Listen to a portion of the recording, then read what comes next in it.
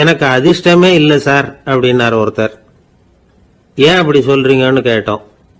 வியாபாரம் பண்ணலாம்னு ஒரு கடை வச்சேன். வேண்டிய போட்டவங்க கூட என் கடையில் வந்து எதுவும் வாங்க மாட்டேங்கிறான். எல்லாரும் அடுத்த கடைக்கு தான் போறான் அப்படின்னு சொல்லி ரொம்ப அழுத்துக்கிட்டார். இதுக்கு போய் அதிர்ஷ்டம் இல்லைன்னு சொல்லாதீங்க. வாடிக்கையாளர்களை வந்து கவர்றது எப்படிங்கிறது உங்களுக்கு தெரியல, அதுதான் குறை அப்படின்னும். சார் உங்களுக்கு தெரிஞ்ச அந்த ரகசியத்தை எனக்கும் கொஞ்சம் சொல்லி கொடுங்களேன் அப்படின்னார். சரி உங்க காதை இப்படி கொடுங்க அப்படின்னு சொல்லி அது சம்பந்தமா பெரிய வல்லுநர்கள் சொல்லி இருக்கிற கருத்துக்களை அவர்கிட்ட சொல்ல ஆரம்பிச்சோம். அதாவது இந்த வாடிக்கையாளர்களை கவர்றதுக்கு வல்லுநர்கள் பல ஆலோசனைகளை ஏற்கனவே சொல்லி வச்சிருக்கிறாங்க. அது சம்பந்தமா அனுபவப்பட்டவங்க, அதை தெரிஞ்சு வச்சுக்கணும். அதாவது கடை வச்சிருக்கிறவங்க எல்லாரும் இதை கொஞ்சம் காதில் வாங்கி வச்சுக்கணும். எதை இப்ப சொல்ல போறத எப்பவும் பணத்தை சம்பாதிக்கிறதுலயே குறியா இருக்கக்கூடாதான். அதை விட முக்கியமா நீங்க சம்பாதிக்க வேண்டியது வாடிக்கையாளர்களுடைய மன நிறைவு. வர்றவங்க திருப்தியோட போகணும், அது முக்கியம். அதுல கவனமா இருக்கணும். கடைக்கு வர்ற ஒருத்தர் ஏதாவது ஒரு குறை சொல்றாருன்னு வச்சுங்க, அதை வந்து அலட்சியப்படுத்தக்கூடாது. ரொம்ப அக்கறையோட அதை காது கொடுத்து கேட்கணும். அப்படியா சார், அதை நான் அவசியம் கவனிக்கிறேன் அப்படின்னு சொல்லணும். ஒருத்தர் வரார், சார் நேத்திக்கு உங்க கடையில இதை நான் வாங்கிட்டு போனேன், வீட்டில் இது வேணான்னு சொல்லிவிட்டாங்க, அது திருப்பி கொடுக்கறதுக்காக தான் வந்திருக்கிறேன் அப்படின்னு சொல்லி திருப்பி கொடுக்குறார். உடனே நீங்க வந்து முகம் சுளிக்க கூடாது, எரிச்சல் படக்கூடாது. வழக்கம் போல நிதானமா முகம் அலர்ச்சியோட அதை திருப்பி வாங்கிக்கணும். இவ்வளவு ரூபாய்க்கு சாமான் வாங்கினா இந்த ஸ்பூன் அன்பளிப்பு, இப்படி ஏதாவது கொடுக்கலாம். பண்டிகை காலங்கள்லேயும் பொருள்கள் வாங்குறவங்களுக்கு இப்படி ஏதாவது பொருத்தமா ஒரு அன்பளிப்பு கொடுக்கலாம். நீங்க கொடுக்கறது ஒரு சர்வசாதாரணமான பொருளா இருந்தா கூட அது வாங்குற ஒரு மனசுல ஒரு மகிழ்ச்சியை ஏற்படுத்தும். எதுவும் உங்களால கொடுக்க முடியலன்னா உங்க முகம் நிறைஞ்ச சிரிப்பியாவது கொடுங்க, அது போதும். உங்க கடையில் இல்லாத ஒரு பொருளை வாடிக்கையாளர் வந்து கேட்கிறார், உடனே இல்லைன்னு முகத்தில் அடிச்சது மாதிரி சொல்லிடக்கூடாது. கொஞ்சம் உட்காருங்க சார் அப்படின்னு சொல்லி உங்க பணியாளர் யாரையாவது அனுப்பி வெளியில இருந்து வாங்கிட்டு வர சொல்லி அவர்கிட்ட கொடுக்கலாம். சில பேர் உங்க கடைக்கு வரும்பொழுது அவங்க வீட்டு குழந்தைகளையும் கூப்பிட்டுக்கிட்டு வர்றாங்கன்னு வைங்க. நீங்க என்ன செய்யணும்னா அந்த குழந்தைகளை முதல்ல கவனிக்கணும். அது கண்ணத்தை கிள்ளணும், அதுகிட்ட விளையாடணும், அதுக்கு ஏதாவது மிட்டாய் பிஸ்கட் எதையாவது கொடுத்து அது கவனத்தை கவரணும். அதுக்கப்புறம் பெரியவங்களை கவனிக்கலாம். உங்க கடையில வேலை செய்யற பணியாளர்கள் சுத்தமா இருக்கணும். சிரிச்ச முகம், சுறுசுறுப்பு, இது ரெண்டும் அவங்களுக்கு தேவை. அழுது வடிஞ்சிட்டு இருக்கக்கூடாது. அப்புறம் இன்னொரு விஷயம், அதிகமா பொருள் வாங்குற ஒருத்தர்கிட்ட அதிக மரியாதையாகவும் குறைச்சலா பொருள் வாங்குறவர்கிட்ட வேற விதமாகவும் நடந்துக்க கூடாது. எல்லாருக்கிட்டையும் சமமா நடந்துக்கணும். 5 ரூபாய்க்கு வாங்கினாலும் சரி, 500 ரூபாய்க்கு வாங்கினாலும் சரி, அவங்க கிட்ட நீங்க காட்டுற மரியாதையில வித்தியாசம் இருக்கக்கூடாது. எல்லாத்துக்கும் மேல உங்க கடையில ஒரு பொருள் வாங்கினா அது உண்மையானதா இருக்கும், தரமுள்ளதா இருக்கும் அப்படிங்கிற நினைப்பு ஜனங்களுக்கு வரணும். அதனால தரமான பொருளையே நீங்க வந்து உங்க கடையில வச்சிருக்கணும். இது வரைக்கும் நான் சொன்னதையெல்லாம் கவனத்துல வச்சுக்கிட்டு நீங்க கடையை ஆரம்பிச்சீங்கன்னா வியாபாரம் பிச்சுக்கிட்டு போகும். அப்படி போகலன்னா அதுக்கப்புறம் கேளுங்க. ஏன்னா இந்த யோசனைகள்லாம் அனுபவப்பட்டவங்க சொல்லி இருக்கிற யோசனைகள்.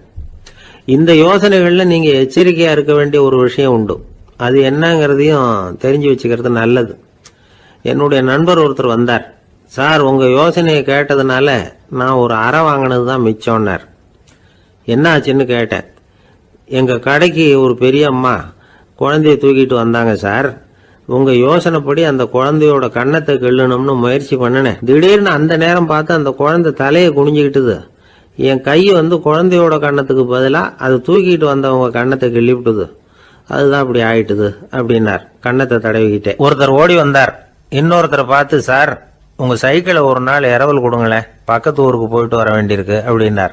இவர் சைக்கிளை கொடுத்து பத்திரமா கொண்டுட்டு போங்கன்னார். சார் இதை பத்திரமா கொண்டு போறேன், கவலையே வேணாம், ஏன்னா இது உங்களோட சைக்கிள் அப்படின்னு நான் நினைக்கல, என்னோட சைக்கிளா நினைக்கிறேன் அப்படின்னார். அதுக்கப்புறம் தான் இவருக்கு உண்மையாவே பயம் வந்துட்டுது. ஏன்னா அவர் சொன்னது மாதிரி அதை தன்னோட சைக்கிளாவே நினைச்சு தள்ளிட்டு போட்டா என்ன பண்றது? எது எதை நம்முடையதா நினைக்கணுங்கிறதுக்கு ஒரு வரையறை இருக்கு. சில பேர் ஆபீஸையே வீடா நினைச்சு விடுறது உண்டு. அப்படிப்பட்டவங்க கூட வீட்டை ஆபீஸா நினைக்கிறது இல்லை. ஏன்னா வீட்டில் இவர் ஆபீஸரா நடந்துக்க முடியறதில்லை. இதெல்லாம் ஒரு பக்கம் இருக்கட்டும். இப்போ விஷயத்துக்கு வருவோம். பொறியியல் மேதை டாக்டர் விஸ்வேஸ்வரய்யா இருந்தார் இல்லையா, பாரத ரத்னா விருதெல்லாம் கொடுத்தாங்களே. ஆபீஸ் வேலை வேற, சொந்த வேலை வேற அப்படிங்கிறதுக்கு ஒரு உதாரணமா இருந்தவர் அவர். மைசூர் மகாராஜா கிட்ட திவானா இருந்தார். அவர் ஒரு நாள் அரசாங்க வேலை காரணமா வெளியூர் போயிருந்தார். ஹாசன்கிற ஊருக்கு பக்கத்துல ஒரு பயண மாளிகை, அங்க தங்கிவிட்டார். ராத்திரி அங்க தங்கி இருந்துட்டு விடிஞ்சதும் ஊருக்கு திரும்புறதாக திட்டம். ராத்திரி தூங்குறதுக்கு ரொம்ப நேரம் ஆயிட்டுது. ரொம்ப நேரம் வரைக்கும் அரசாங்க சம்பந்தப்பட்ட வேலைகளையே பார்த்துக்கிட்டு இருக்கிறார். அரசாங்க ஃபைல்கள் நிறைய இருந்தது. அதையெல்லாம் ஒவ்வொன்றா எடுத்தார், படித்து பார்த்தார், பரிசீலனை பண்ணார். அதில் எழுத வேண்டியதை எழுதினார், கையெழுத்து போட்டார். ஒரு வழியாக அந்த வேலையெல்லாம் முடிஞ்சுது. அதுக்கப்புறம் என்ன பண்ணார்னா, தன்னுடைய சூட்கேஸை திறந்தார். அதிலிருந்து 2 மெழுகுவத்தியை எடுத்து கொளுத்தி வச்சார். அந்த பயண மாளிகையில் அது வரைக்கும் எரிஞ்சுக்கிட்டு இருந்த மின்சார விளக்குகளை அணைச்சுட்டார். அதுக்கு பிறகு அந்த மெழுகுவத்தி வெளிச்சத்தில் சில புத்தகங்களை தொடர்ந்து படிக்க ஆரம்பிச்சிட்டார். அந்த பயண மாளிகையில் பணியாளராக இருந்தவர் இதை பார்த்துட்டு ஓடி வந்தார். மறுபடியும் மின் விளக்கு போடுறதுக்காக போனார். விஸ்வேஸ்வரையா அதை பார்த்துட்டு போட வேணாம்ட்டாராம். இது வரைக்கும் நான் அரசாங்க அலுவல்களை கவனிச்சுக்கிட்டு இருந்தேன், அதனால மின் விளக்குகள் அப்போ எரிஞ்சதுல தப்பு இல்லை. இப்போ நான் புத்தகம் படிச்சுக்கிட்டு இருக்கேன், இது என்னுடைய சொந்த வேலை. இங்கே இருக்கிற மின் விளக்கு அதுக்காக ஏன் எரியணும் அப்படின்னு கேட்டாராம். இப்போ இருக்கிற சில அரசு பணியாளர்கள்கிட்ட இந்த சம்பவத்தை பேச்சோட பேச்சா சொல்லி பார்த்தேன். அவங்களால இதை ஜீரணிக்கவே முடியல. நேர்மை தேவைதான் சார், அதுக்காக அவ்வளவு தூரத்துக்கு அது தேவையா அப்படிங்கிறாங்க. விஸ்வேஸ்வரையா அப்படி பண்ணினது தான் ஒரு நேர்மையாளர் அப்படின்னு இந்த உலகத்துக்கு நிரூபிக்கணுங்கிறதுக்காக இல்லை. தான் அப்படி நடந்து காட்டினா தன்னை சுற்றி இருக்கிறவங்களும் அதை கேள்விப்படுறவங்களும் முடிஞ்ச அளவுக்கு பொது வாழ்க்கையில் அரசு பணியில் நேர்மையை கடைபிடிக்க முயற்சி பண்ணலாமே அப்படிங்கிறதுக்காகத்தான். இப்போவும் சில பேர் இருக்கிறாங்க, இவங்க ஆஃபீஸ் வேற வீடு வேறன்னு நினைக்கிறது இல்லை, அவ்வளோ உரிமை. ஒருத்தர் அப்படிதான், அவருக்கு அவசரமாக 5000 ரூபா தேவைப்பட்டது. ஆஃபீஸு பணத்தை எடுத்துக்கிட்டார். அந்த நேரம் பார்த்து ஆடிட் வந்துட்டுது. ஆப்பிட்டுக்கிட்டார். விசாரணை நடக்குது. அவர் சொல்றார், சார் நான் நேரம் காலம் பார்க்காம ஆஃபீஸில் வேலை செய்வேன், ஏன்னா அதை என்னோட ஆஃபீஸாக நினைக்கிறேன். அவசரத்துக்கு அந்த பணத்தை எடுத்தேன், மறுபடியும் வச்சுடலாம்னு தான் இருந்தேன், அதுக்குள்ளே இப்படி ஆயிட்டுது. நீங்கள் என்ன நினைச்சாலும் சரி, நான் ஆஃபீஸ் வேற வீடு வேற அப்படின்னு நினைக்கிறது இல்லை, அது என்னோட சுபாவம் அப்படின்னார். விசாரணை பண்ணவர் தீர்ப்பு வழங்கினார். உங்கள் சுபாவத்துக்கு மதிப்பு கொடுத்து நானும் தீர்ப்பு வழங்குறேன். நீங்கள் கொஞ்ச நாள் ஜெயிலில் இருந்துட்டு வாங்க, அது உங்களுக்கு கஷ்டமாக இருக்காதுன்னு நினைக்கிறேன். ஏன்னா அங்கே போனாலும் நீங்கள் உங்கள் சுபாவப்படி வீடு வேற ஜெயில் வேறன்னு நினைக்க மாட்டீங்க அப்படின்னாராம். ஒரு காடு, அங்கே புத்தர் அவர் பாட்டுக்கு நடந்து போய்கிட்டே இருக்கிறார். அவருக்கு பின்னாடி ஒரு குரங்கு, அதுவும் தொடர்ந்து வந்துக்கிட்டே இருக்குது. புத்தர் திரும்பி பார்த்தார். குரங்கு அப்படியே குதிச்சு உயர எழும்பி ஒரு கிளையில் போய் உக்காந்துது. ஏன் இப்படி பண்ணுறேன்னு கேட்டார் புத்தர்.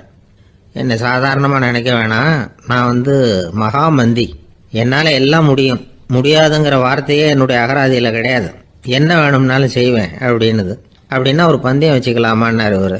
வச்சுக்கலாமேன்னுது. வேற ஒன்றும் இல்லை, இப்போ நீ மேலே எழும்பி அந்த கிளையில் உட்காந்தது மாதிரி அங்கேருந்து தாவி என் உள்ளங்கையில் உட்காரணும், அவ்வளவுதான் அப்படின்னார்.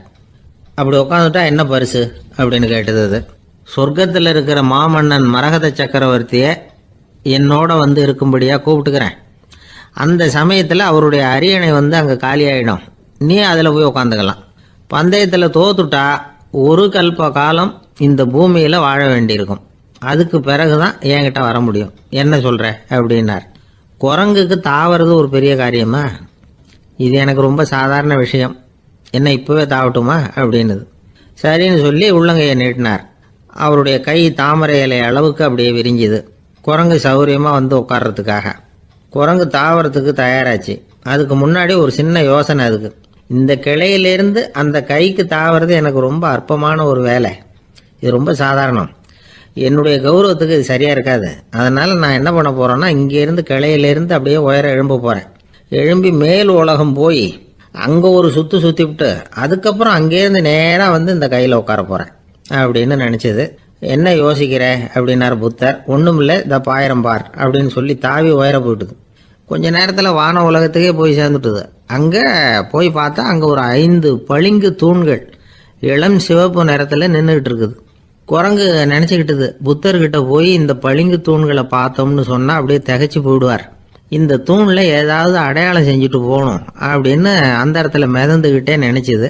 உடனே ஒரு தூணில் எழுதிச்சு. என்ன எழுதிச்சுன்னா, ஒரு மகா ஞானி இங்கே வந்துட்டு போகிறார் அப்படின்னு எழுதிச்சு. எழுதிவிட்டு அப்படியே கீழே தாவி வந்து புத்தரோட உள்ளங்கையில் உட்காந்துது. எப்படி பார்த்தீங்களா என்னுடைய வேலை? வான உலகத்துக்கே போய் அங்கே இருக்கிற 5 பளிங்கு தூண்களை பார்த்துட்டு அதில் நான் வந்த விவரத்தை எழுதி வச்சுட்டு அதுக்கப்புறம் இங்கே வந்திருக்கிறேன் அப்படின்னுது ரொம்ப பெருமையாக. அப்படியா அப்படின்னார் புத்தர். ஆமாம், சந்தேகமாக இருந்தால் வாங்க அழைச்சிட்டு போய் காட்டுறேன் அப்படின்னுது அந்த குரங்கு. அதுக்கு தேவையில்லை, அப்படியே கொஞ்சம் கீழே குனிஞ்சு பார் தெரியும் அப்படின்னார் புத்தர். அங்கே பார்த்தா புத்தரோட உள்ளங்கை தெரிஞ்சுது. நல்லா உத்து பார்த்துது. அவரோட ஒரு விரல்ல அது எழுதிய வாசகம் தெரிஞ்சுது. குரங்கு யோசனை பண்ணிச்சு, அப்படின்னா வானத்தில் நான் பார்த்தது புத்தரோட விரல்களா அப்படின்னு யோசிச்சுது. இதை புரிஞ்சுக்கிட்ட உடனே அந்த குரங்கோட கர்வம் அழிஞ்சு போச்சான். நம்ம மனசு தான் இந்த குரங்கு. மனம்ங்கிறதும் ஆணவம்ங்கிறதும் ஒரு நாணயத்தின் 2 பக்கங்கள். மனம் உள்ளவரை ஆணவமும் இருக்கும். மனம் அழிஞ்சாதான் ஆணவம் அழியும். மனம் அழிய வேண்டும் அப்படின்னு பெரியவங்க சொல்றது இந்த அர்த்தத்தில் தான். நம்ம ஆளுங்க சவால் விடுறதெல்லாம் வேற மாதிரி. ஒருத்தன் ஒரு வாய்க்காலை தாண்டுறேன்னு பந்தயம் கட்டி தாண்ட முடியாமல் வாய்க்காலில் விழுந்து காலை உடச்சிக்கிட்டு கட்டு போட்டுக்கிட்டு வந்தான். ஏண்டா அப்படின்னு கேட்டாங்க. நான் பந்தயம் கட்டின நேரம் சரியில்லை அப்படின்னா. எப்படிறான்னு கேட்டிருக்காங்க.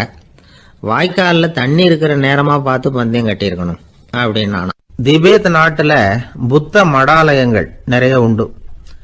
அதுக்கு ஒரு தலைமையகமும் உண்டு. அது இந்த திபேத் தலைநகரம் லாசாவில் இருக்குது. ரொம்ப காலத்துக்கு அப்பால்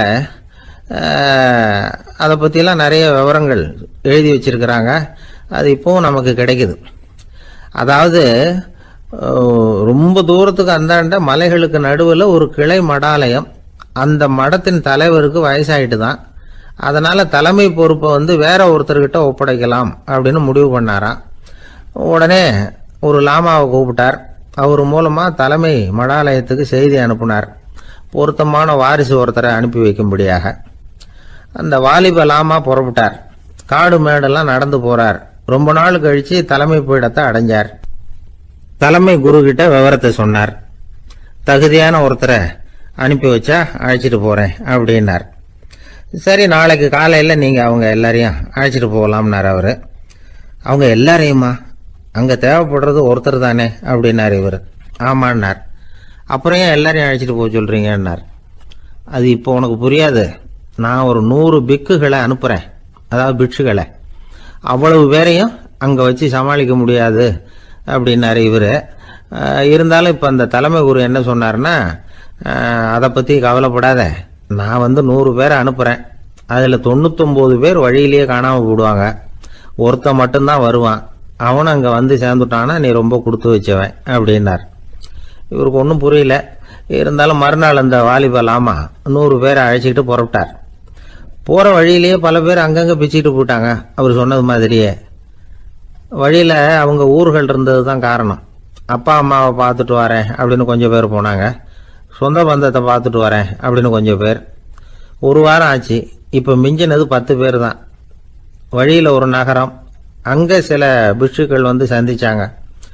எங்கள் மடத்து தலைவர் இறந்துட்டார், உங்களில் யாராவது ஒருத்தர் எங்களுக்கு தலைவராக முடியுமா அப்படின்னு கேட்டாங்க. 10 பேரும் தயார். அதில் ஒருத்தரை அழைச்சிட்டு அவங்க போயிட்டாங்க. இன்னொரு ஊரில் சில பேர் வந்தாங்க, வழி மறிச்சாங்க. நில்லுங்க, எங்கள் மன்னர் மகளுக்கு திருமணம், அதை நடத்தி வைக்க 3 லாமாக்கள் தேவை அப்படின்னாங்க. இப்படி கொஞ்சம் கொஞ்சமாக எல்லாரும் காலி. கடைசியில் 2 பேரும் மிஞ்சினாங்க. அங்கே ஒரு இளம்பெண் எதிரில் வந்தா. எங்கள் அப்பா வேட்டைக்கு போயிருக்கிறாரு, இன்னும் திரும்பி வரல. வீட்டில் வேற யாரும் இல்லை, தனியாக இருக்க பயமாக இருக்கு, யாராவது ஒருத்தர் எனக்கு துணையாக இருக்கணும் அப்படின்னு கேட்டுக்கிட்டா. எங்கள் 2 பேரில் நீயே ஒருத்தரை தேர்ந்தெடுத்துக்கோ, இல்லைன்னா எங்களுக்குள்ள சண்டை வந்துடும் அப்படின்னாங்க. இப்போ மிஞ்சினவர் ஒருத்தர். அவருக்கும் ஒரு சோதனை வந்தது. ஒரு தர்க்கவாதி எதிரில் வந்தான். உன்னோட வாதம் பண்ணணும்னா. இவனோட வாதம் பண்ணுறேன், அது முடிய ரொம்ப காலம் ஆகலாம். தர்க்கத்தில் நான் ஜெயிச்சா அங்கே வரேன், இல்லைன்னா இவருடைய சீடன் ஆயிடுவேன் அப்படின்னார் அவர். கடைசியாக அழைக்க வந்த வாலிபலாமா மட்டும் வெறும் கையோடு திரும்பி போனார். அங்கே இருந்த வயசான மடாதிபதி கேட்டார், எத்தனை பேர் அங்கேருந்து புறப்பட்டீங்கன்னார். என்னையும் சேர்த்து 101ன்னார் அவர். நல்லது, நீயாவது திரும்பி வந்திய, அதுதான் எனக்கு போதும். ஏன்னா நீ தான் எனக்கு உண்மையான வாரிசு. அந்த 100 பேரில் யாரும் வரமாட்டாங்க. அப்படின்னார் அவர். ஏன்னா அவருக்கு தெரியும் இவர் ஒருத்தர் தான் திரும்பி வருவாருங்கிறது. திபேத்தில் ஒரு பழங்கால பழமொழி உண்டாம், 100 பேர் செல்லலாம், எப்பொழுதாவது ஒருவன் அபூர்வமாக அடைய வேண்டிய இடத்தை அடைவான். இதுதான் அந்த பழமொழி. ஒரு உன்னதமான இலக்கை அடையணும்னா அது அவ்வளவு சுலபமான காரியம் இல்லை. இந்த காலத்து மடாலயம் ஒன்று, அதில் ஒரு தலைவர், அவருக்கு வயசாயிட்டுது, தனக்கு ஒரு வாரிசை நியமிக்கணும் அப்படின்னு ஆசைப்பட்டார். ரொம்ப கஷ்டப்பட்டு ஒருத்தரை பிடிச்சார், தனக்கு வாரிசா நியமிச்சுட்டு அவர் சமாதி ஆயிட்டார். புதுசாக பொறுப்பேற்றுக்கிட்டவர் அப்படியே உட்காந்துருந்தார். அவரை தேடிட்டு பத்திரிகை நிருபர்கள்லாம் வந்தாங்க, கேட்டாங்க. அவர் உங்கள் பொறுப்பில் அவர் பெரியவர் விட்டுட்டு போன இது எவ்வளவு சுமாராக தேரும், எவ்வளவு விட்டுட்டு போனார் அப்படின்னு கேட்டிருக்கிறாங்க. அது என்ன ஒரு 50 லட்சம் இருக்கும் அப்படின்னாராம். அவ்வளவும் பணமா அப்படின்னு கேட்டிருக்காங்க. இல்லைங்க, கடன் அப்படின்னாராம். ஒரு ஊரில் ஒரு ஆள் இருந்தான். அவனுக்கு ஒரே ஒரு மகள்.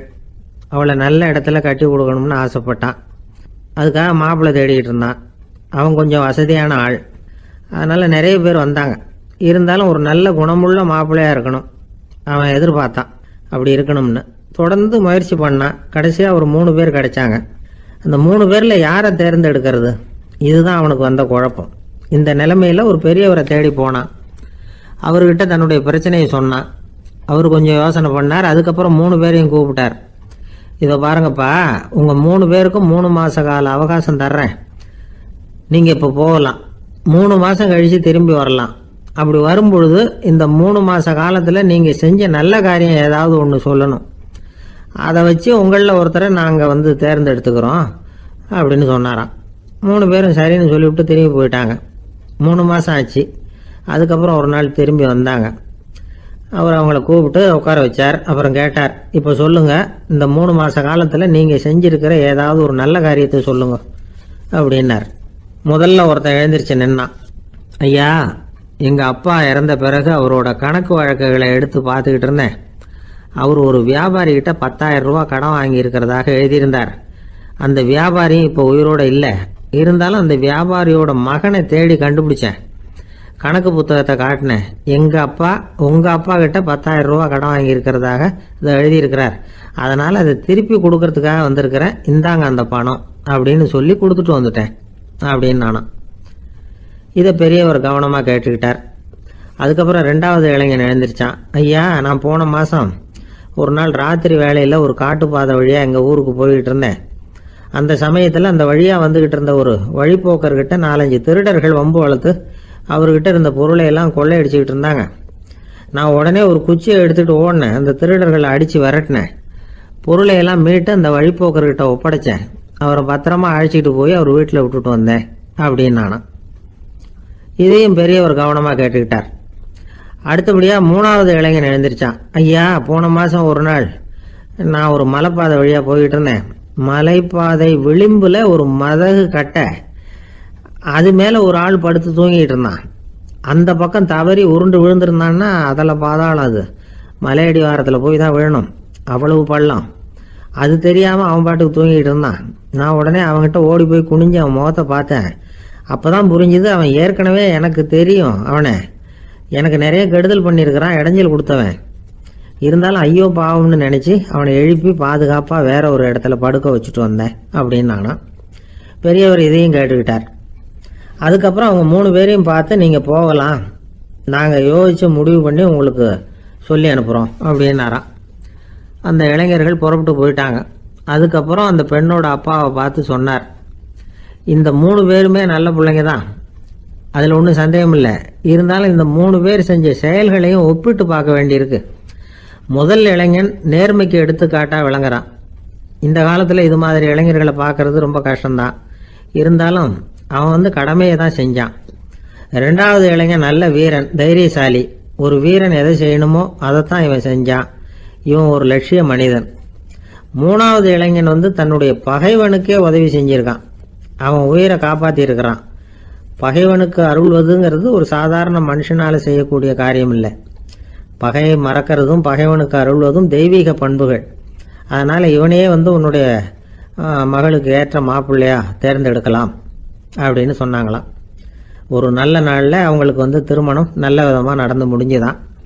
இது சுவாமி சின்மயானந்தர் சொல்லியிருக்கிற ஒரு கதை. இதிலிருந்து நாம் புரிந்து கொள்ள வேண்டிய ஒரு கருத்து, நமக்கு கெடுதல் பண்ணவங்களுக்கும் நாம் நல்லது செய்யணும். ஆனால் நடைமுறையில் அப்படி நம்மளால் செய்ய முடியறதில்ல. அதுதான் சிக்கல். நம்மால் ஒருத்தங்கிட்ட கேட்டேன், ஏண்டா உன்னுடைய பகைவன் ஒருத்தன் அது மாதிரி ஒரு மலைப்பாத மதகு கட்டையில் படுத்திருந்தா உடனே நீ என்ன நினைப்ப அப்படின்னு கேட்டோம். இது ஒரு அருமையான சந்தர்ப்பம்னு நினைப்பேன் அப்படின்னா. எதுக்குன்னு கேட்டோம். அவனை அந்த பக்கமாக உருட்டி கீழே தள்ளுறதுக்கு அப்படின்னா. ஒரு ஊரில் ஒரு ஞானி இருக்கிறார், ரொம்ப பெரிய ஞானி, ரொம்ப வயசாயிட்டுது. கடைசி காலத்தில் அவர்கிட்ட சில பேர் வந்தாங்க. உங்கள் குரு யார் அப்படின்னு கேட்டாங்க. அவர் நிமிர்ந்து பார்த்தார். எனக்கு ஆயிரக்கணக்கான குருமார்கள் உண்டு, அவங்க பேரெல்லாம் சொல்லணும்னா இந்த காலம் பத்தாது. ஆனால் முக்கியமான ஒரு 3 பேரை பற்றி மட்டும் உங்களுக்கு சொல்கிறேன் அப்படின்னாராம். அப்புறம் சொன்னார், அந்த 3 பேரில் ஒருத்தன் ஒரு திருடன். ஒரு சமயம் ஒரு பாலைவனம் வழியாக நான் போய்கிட்டு இருந்தேன். அப்போது வழி தவறி போய் ஒரு கிராமத்துக்கு போயிட்டேன். அது இருட்டு நேரம், நடு ராத்திரி, ஊரே உறங்கி போச்சு. அந்த நேரத்தில் ஒரு ஆள் மட்டும் ஒரு வீட்டு சுவத்தில் ஏதோ பண்ணி உள்ளே நுழையிறதுக்கு முயற்சி பண்ணிகிட்டு இருக்கிறான். அவங்கிட்ட போய் நான் இன்னைக்கு இங்கே எங்கே தங்க முடியும் அப்படின்னு கேட்டேன்.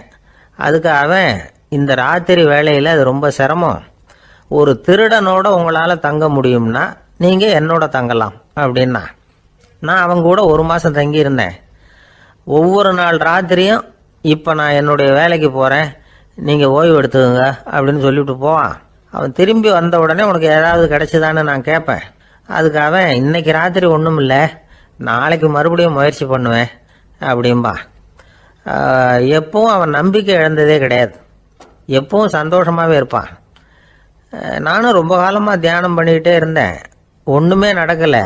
ஆனால் நான் என்ன பண்ணேன் தெரியுமா, மனசு வருத்தப்படும், நம்பிக்கை இழந்துருவேன். அப்போல்லாம் அந்த திருடனுடைய விடாமுயற்சி தான் ஞாபகத்துக்கு வரும். அதனால் அந்த திருடன் எனக்கு ஒரு குரு. என்னுடைய 2வது குரு யாருன்னா அது ஒரு நாய். இது எப்படின்னா, ஒரு சமயம் எனக்கு ரொம்ப தாகமாக இருந்தது. ஒரு நதியை நோக்கி போய்கிட்டு இருந்தேன். அப்போ ஒரு நாயும் வந்தது. அதுக்கும் தாகம். ஓடி வந்து ஆற்றை பார்த்தது. அதோட நிழல் ஆற்றுல தெரிஞ்சது. அதை பார்த்ததும் பயந்துட்டுது.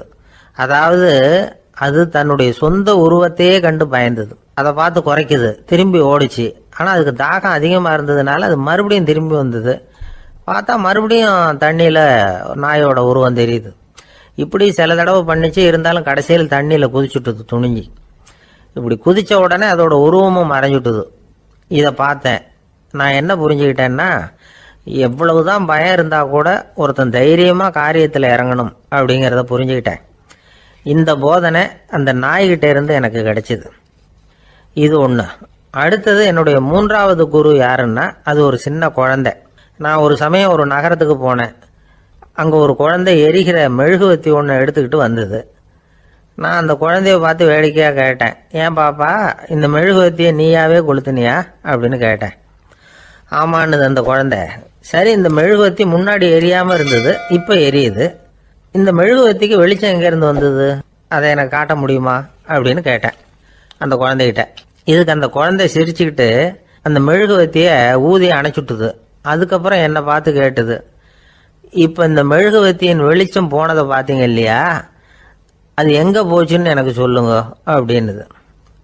அந்த குழந்தை இப்படி கேட்டதும் என்கிட்ட இருந்த ஆணவம் அழிஞ்சுட்டுது. நான் படித்ததெல்லாம் அந்த வினாடியில் சுக்கு நூறாக போயிட்டுது. என்னுடைய முட்டாள்தனத்தை நான் உணர்ந்தேன் அப்படின்னு இவ்வளவும் அந்த ஞானி விவரமாக சொன்னாராம்.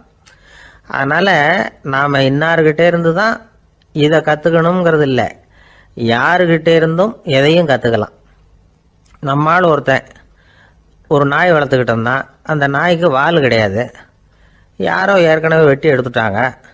இந்த நாய் தான் சார் எனக்கு குரு, அதுகிட்டே இருந்து கூட நான் பாடம் கற்றுக்கிட்டு இருக்கிறேன் அப்படின்னா. அப்படி என்ன கற்றுக்கிட்டேன் அந்த வால் இல்லாத நாய்கிட்டே இருந்து அப்படின்னு கேட்டோம். நாம் யாருக்கிட்டையும் வாலாட்டக்கூடாது அப்படிங்கிற பாடத்தை அதுகிட்டே இருந்து தான் நான் கற்றுக்கிட்டேன் அப்படின்னா. ஒரு அம்மா, அவங்களுக்கு 35 வயசு இருக்கும். குடும்பத்தில் எந்த கஷ்டமும் இல்லை. இருந்தாலும் காரணம் இல்லாமல் பிள்ளைங்க பேரில் கோவப்படுறது, எரிஞ்சு விடுறது அவங்க வழக்கம். பிள்ளைங்க அழும், உடனே அவங்க மனசும் சங்கடப்படும். இன்னொரு அம்மா, நல்ல வேலையில் இருக்கிறவங்க, வாரத்துக்கு ஒரு தடவையாவது தலைவலி வந்துடும். இவங்களுக்கெல்லாம் உடம்புல எந்த கோளாறும் இல்லை, மனசு மட்டும் சரியா இருக்காது. தூக்க மாத்திரை கையில் வச்சிருப்பாங்க. 30-35 வயசுடைய பெண்களுக்கு சர்வசாதாரணமாக காணப்படுகிற மனக்கோளாறு இது. இதுக்கு பேர் மனவாட்டம், டிப்ரெஷன், மனமடிவு அப்படின்னு சொல்லலாம். இந்த நோய்க்கு அறிகுறி என்ன தெரியுமா? மனசுல வருத்தமான உணர்வு இருக்கும், அடிக்கடி அழலாம் போல தோணும். முன்னால எல்லாம் எந்தெந்த செயல்ல ஆர்வம் இருந்ததோ அதெல்லாம் குறைஞ்சிரும், அல்லது சுத்தமாகவே ஆர்வம் இல்லாமல் போயிடும். சில பெண்கள் இளம் வயசுல பக்கத்தில் இருக்கிறவங்க கிட்ட கலகலப்பாக பேசுவாங்க, வீட்டை அலங்கரிக்கிறதுல ஆர்வம் இருக்கும். இப்போ அதுல எல்லாம் ஆர்வம் இல்லாமல் போயிடும். எந்த வேலை செஞ்சாலும் சீக்கிரம் களைப்பு அடைஞ்சுடுறது மாதிரி ஆகிடும். நமக்கு யாருமே உதவியா இல்லை, நம்ம எல்லாரும் கை விட்டுட்டாங்க போல இருக்குதே அப்படிங்கிற உணர்வுலாம் உண்டாகும். தன்னைத்தானே குறை சொல்லிக்குவாங்க, நாம் தப்பு பண்ணிவிட்டோம் போல இருக்குதே அப்படின்னு தோணும். குற்றம் பண்ணிட்டதா நினச்சி கஷ்டப்படுவாங்க. பசி இருக்காது, தூக்கத்தில் தொந்தரவு இருக்கும், அடிக்கடி செத்து போடலாங்கிற உணர்வு வரும், தற்கொலை பண்ணிக்கலாங்கிற எண்ணம் உண்டாகும். சில பேர் தற்கொலை முயற்சியில் கூட ஈடுபடுவாங்க. சில பேருக்கு பலவிதமான உடல் வலிகள் இருக்கும், பலவீனம் இருக்கும், சீக்கிரமாக களைப்படைஞ்சு போடுவாங்க. இதெல்லாம் மனவாட்ட நோய்க்கான தன்மைகள். இந்த மனவாட்டம், அதாவது டிப்ரெஷனை 2 வகையாக பிரிக்கலாமா. ஒன்று தானாக உண்டாக்கிக்கிறது, இன்னொன்று எதிர் விளைவை உண்டு பண்ணுகிற அல்லது நரம்பு சம்பந்தப்பட்ட டிப்ரெஷன். தானாக உண்டாக்கிக்கிற மனவாட்ட நோய் இருக்கு பாருங்க, அதுக்கு ஏதாவது சூழ்நிலை காரணமாக இருக்கலாம் அல்லது இல்லாமலும் போகலாம். மூளையில் டொப்பாமைன் அல்லது செரட்டோனின் இதோட அளவு குறையும் பொழுது இந்த டிப்ரெஷன் உண்டாகுது. இதுக்கு ஓரளவு பிறவி காரணங்கள் கூட இருக்கலாம், குடும்பத்தில் வேற சிலருக்கும் வரலாம். பாதிக்கப்பட்ட பெண்ணை பார்க்கறதுக்கு பலவீனமாக தெரியும், கடுமையான குற்ற உணர்வு இருக்கும், தனியாக இருக்கிறதுக்கு ஆசைப்படுவாங்க, நடு ராத்திரியில் எழுந்திரிச்சு உட்காந்து கஷ்டப்பட்டுக்கிட்டு இருப்பாங்க, கொடூரமான முறையில் தற்கொலை பண்ணிக்க முயற்சி பண்ணுவாங்க, தீ வச்சுக்கிறது, அமிலத்தை குடிக்கிறது, தூக்கில் தொங்குறது. இப்படி தானாக வரவழைச்சிக்கிற மனவாட்ட நோய் மறையக்கூடிய நோய். ஒரு தடவை வந்தால் 3லேருந்து 6 மாதம் வரைக்கும் நீடிக்கும். இடைப்பட்ட காலங்களில் நோயாளி இயல்பாக இருப்பார். எதிர் விளைவை உண்டு பண்ணுகிற அல்லது நரம்பு சம்பந்தப்பட்ட மனவாட்ட நோய் எப்படின்னா, கணவன் மனைவி, மாமியார் மருமகள், இப்படிப்பட்ட உறவு முறை பிரச்சனைகள், தோல்விகள், எரிச்சல்கள், ஆபீஸ் பிரச்சனை, இப்படிப்பட்ட சூழ்நிலையால் உண்டாகிறது. எல்லாத்துக்கும் மருந்து இருக்குது, மார்க்கம் இருக்குது, கவலைப்பட வேண்டியதில்லை, தைரியமாக இருக்கணும். உளவியல் மருத்துவம் இதுக்கு ரொம்ப உபயோகமாக இருக்கும். சில பெண்களை பாருங்கள், அவங்க எதுக்கும் அலட்டிக்கிறது இல்லை. ஒரு அம்மா அப்படிதான் தன்னுடைய கணவனை அழைச்சிக்கிட்டு ஒரு மனநோய் மருத்துவர்கிட்ட வந்தாங்க.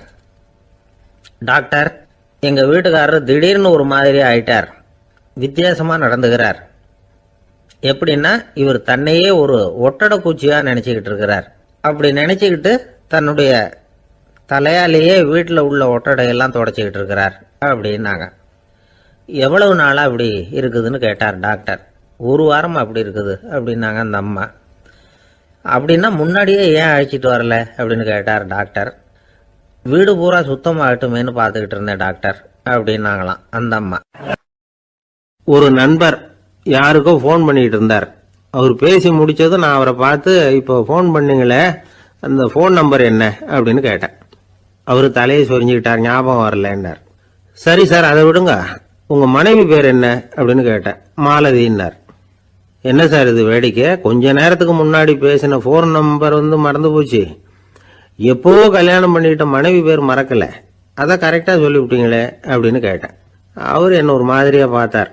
அவரு அப்படி என்ன பார்த்ததுல ஒன்றும் தப்பு இல்லை, ஏன்னா நாம எல்லாருமே அப்படித்தானே, ஒரு குறிப்பிட்ட காரியத்துக்காக தொலைபேசியில ஒருத்தட்ட பேசுறோம், அதுக்கப்புறம் அந்த எண் நமக்கு அனாவசியம், அதனால மறந்துடுறோம். இதுக்கு பேர் தான் தற்காலிக ஞாபகம். ஆனா மனைவி பேரை மறந்துட முடியுமா? முடியாது. அது அவசியமான ஒண்ணு. அடிக்கடி அந்த பேரை உபயோகப்படுத்துறோம், அதனாலேயும் அது முக்கியங்கிறதுனாலேயும் அதை மறக்கிறது இல்லை. இதுக்கு பேரு நிரந்தர ஞாபகம். சரி, இந்த தற்காலிக ஞாபகம், நிரந்தர ஞாபகம், இது 2 ஞாபக அளவுகளையும் கட்டுப்படுத்துறது எது அப்படின்னா, மூளைக்குள்ள நடக்கிற மின்சார நடவடிக்கைகள் தான். தற்காலிக ஞாபகம் ஒரு மின்னல் மாதிரி தோன்றி மறையுது. நிரந்தர ஞாபகம் ஒரு படிவம் போல மூளையில படிஞ்சுடுது. ஒரு சம்பவத்தின் பல பிரதிகள் மூளையில பல்வேறு பகுதிகளிலேயும் படியறதுனால ஒன்னு மறைஞ்சாலும் மறந்தாலும் இன்னொன்னு மறையறதில்ல. இப்படிப்பட்ட நிலைமையில தான் தொண்டையில இருக்கு வாயில வரமாட்டேங்குது சார் அப்படிமா. ஒருத்தருக்கு எந்த துறையில ஆர்வமும் ஈடுபாடும் அதிகமோ அது சம்பந்தமான ஞாபக சக்தி அதிகமா இருக்கும். தொழிலை விரும்புகிற ஒரு டெலிபோன் ஆபரேட்டருக்கு எண்கள்லாம் நல்ல ஞாபகம் இருக்கும். அது மாதிரி கவிஞர்களுக்கு வார்த்தைகள் நல்ல ஞாபகத்தில் இருக்கும். இது ஒரு பக்கம் இருந்தாலும் ஒரு மூளை எண்களை விட எழுத்துக்களை விட படங்களை ரொம்ப சுலபமா ஞாபகத்தில் வச்சுக்குது. புரிஞ்சுக்கிற தன்மை, அனுபவம், புத்தி கூர்மை இது கூடி குறையறத பொறுத்து ஞாபக சக்தியும் ஏறும் இறங்கும்.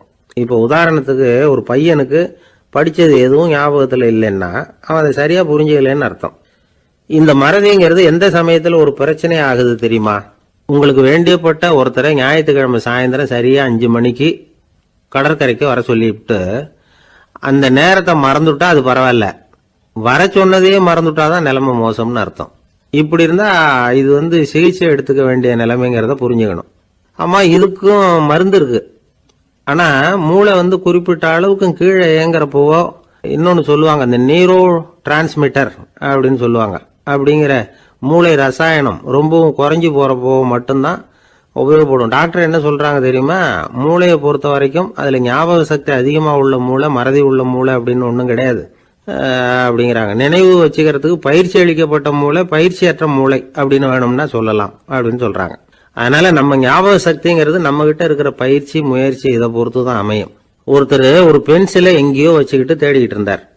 அப்புறம் என்னமோ தீவிரமா யோசனை பண்ணி அதை ஞாபகப்படுத்தி பார்த்துக்கிட்டு இருந்தாராம். எதிரில் உட்கார்ந்து இருந்தவர் சொன்னார், பென்சிலை தானே தேடிட்டு இருக்கீங்க, அது உங்க வலது காதுல இருக்குது சார் அப்படின்னாராம் அவரு. இதுக்கு அவரு சொல்லியிருக்காரு, பென்சிலை வலது காதுல தான் வச்சிருக்கேங்கிறது எனக்கு நல்லா ஞாபகம் இருக்கு, ஆனா எது வலது காதுங்கிறது தான் மறந்து போச்சு அப்படின்னாராம். அவர் அதை தான் யோசிச்சுட்டு இருந்திருக்கிறார். ஒருத்தர் ரொம்ப கவலையோட உட்கார்ந்துருந்தார். எதை பத்தி சார் கவலைப்படுறீங்கன்னு கேட்டோம். எதிர்காலத்தை பத்தி கவலைப்படுறேன்னார். ஏன்னு கேட்டோம். என்ன பண்றதுன்னே தெரியல சார், எதிர்காலம் ஒரே இருட்டா இருக்கு, பாதையே புரியலன்னார். இன்னைக்கு நம்ம இளைஞர்கள் பல பேருக்கு எதிர்காலம் இருட்டா தான் தெரியுது. அவங்கெல்லாம் இந்த கதையை கொஞ்சம் கேட்கணும். ஒரு மலை அடிவாரத்தில் ஒரு சின்ன கிராமம். அந்த மலை ரொம்ப உயரமானது. அடர்த்தியா செடி கொடிகள் மரங்கள் அதுல மண்டி கிடக்குது. பகல் வேளையில இருட்டா தான் இருக்கும், அவ்வளவு அடர்த்தி. அந்த மலை உச்சியில ஒரு கோவில். முத நாள் ராத்திரியே புறப்பட்டாதான் காலையில அந்த கோயிலுக்கு போய் சேர முடியும். கிராமத்து இளைஞன் ஒருத்தன் அந்த மலை உச்சிக்கு போக வேண்டியிருந்தது. கையில ஒரு விளக்க எடுத்துக்கிட்டு முத நாள் ராத்திரியே புறப்பட்டான். புறப்பட்டு போனவன் கிராமத்து எல்லையிலேயே நின்னுட்டான். ஏன் தெரியுமா? அவன் கையில இருந்த விளக்கோட வெளிச்சம் 10 அடி தூரத்துக்கு தான் தெரியுது. அது வரைக்கும் தான் பாதை தெளிவா இருக்குது. அதுக்கு அப்பால எல்லாம் ஒரே இருட்டா இருக்குது, பாதை புரியல. இவன் யோசனை பண்ணி பார்த்தான். மனசுக்குள்ள ஒரு சந்தேகம். 10 அடி தூரம் தானே வெளிச்சம் தெரியுது, அப்படின்னா நாம 10 அடி தூரம் தானே போக முடியும். அதுக்கு அந்தாண்ட ஒரே இருட்டா இருக்குதே, அதுல எப்படி நாம நடந்து போறது? நாம ரொம்ப தூரம் நடந்து போய் ஆகணுமே. அப்படிப்பட்ட நினப்பெல்லாம் அவனுக்கு வந்துட்டுது. இதுதான் அவன் மனசுல ஏற்பட்ட தயக்கம். இப்படி யோசிச்சுக்கிட்டே அந்த இளம் ஆசாமி புறப்பட்ட இடத்துலயே நின்றுகிட்டு இருக்கிறான். அந்த சமயத்துல ஒரு வயசான பெரியவர் அந்த பக்கமா வந்தார். அவர் கையில இதை விட சின்னதா ஒரு விளக்கு வச்சிருந்தார். அது எப்படின்னா அது ஒரு 5 அடி தூரத்துக்கு தான் வெளிச்சம் காட்டுது. அவ்வளவு சின்ன விளக்கு. அவரும் மலை உச்சிக்கு போறதுக்காக தான் வந்துட்டு இருக்கிறார். அவரை பார்த்து இவன் கேட்டான், என்ன பெரியவரே, இவ்வளவு சின்ன விளக்க வச்சுக்கிட்டு அவ்வளவு தூரத்துக்கு எப்படி மலையேற போறீங்க அப்படின்னு கேட்டான். நீ ஏன் இப்படி தயங்கிட்டே நிக்கிறேன்னு கேட்டார் பெரியவர். என்கிட்ட இருக்கிற விளக்கு 10 அடி தூரத்துக்கு தான் பாதையை காட்டுதுன்னா. இப்ப பெரியவர் சொன்னார், தம்பி, உன் கையில இருக்கிற விளக்கு கொடுக்கற வெளிச்சத்தை வச்சு நீ முதல்ல 10 அடி தூரம் முன்னாடி போ. 10வது அடியில போய் நின்றுகிட்டு பாரு, மறுபடியும் ஒரு 10 அடி தூரத்துக்கு பாதை தெரியும். இப்படி உன் கையில இருக்கிற விளக்கு தொடர்ந்து வெளிச்சம் காட்டிக்கிட்டே இருக்கும். நீ முன்னேற முன்னேற அந்த வெளிச்சமும் முன்னேறும். அதனால எத்தனை கிலோமீட்டர் தூரம் வேணும்னாலும் நீ இந்த 10 அடி தூரம் வெளிச்சத்தை வச்சுக்கிட்டே நீ போயிடலாம், புறப்படு அப்படின்னார். இப்பதான் அந்த பெரியவர் சொன்னது இளைஞனுக்கு பளிச்சுன்னு புரிஞ்சுதான். உடனே உற்சாகமா புறப்பட்டான், உச்சிக்கு போய் சேர்ந்தான்.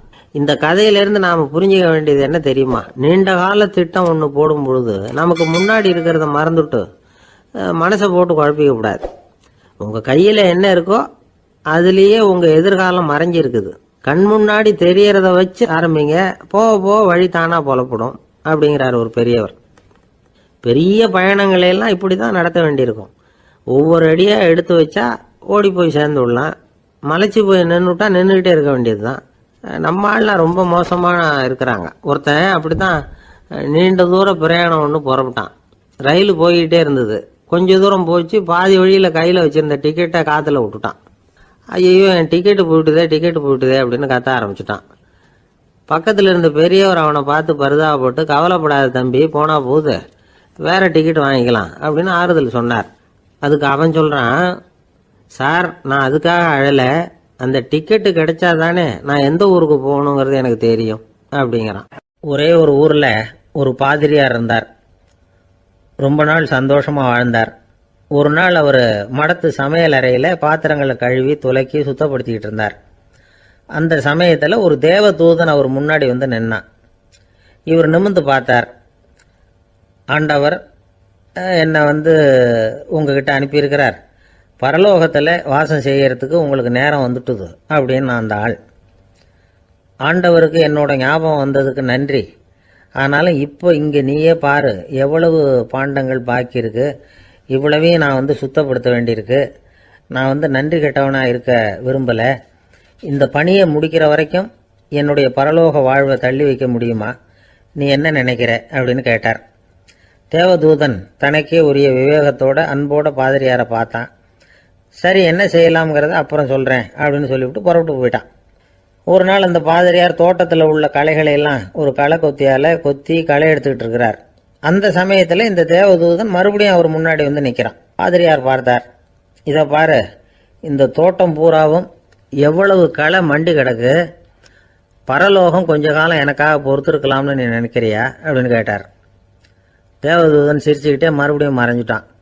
மறுபடியும் அவர் களை எடுக்கிறது, தானிய களஞ்சியத்துக்கு வர்ணம் பூசுறது, இப்படிப்பட்ட வேலைகளில் ஈடுபட்டிருக்கார்.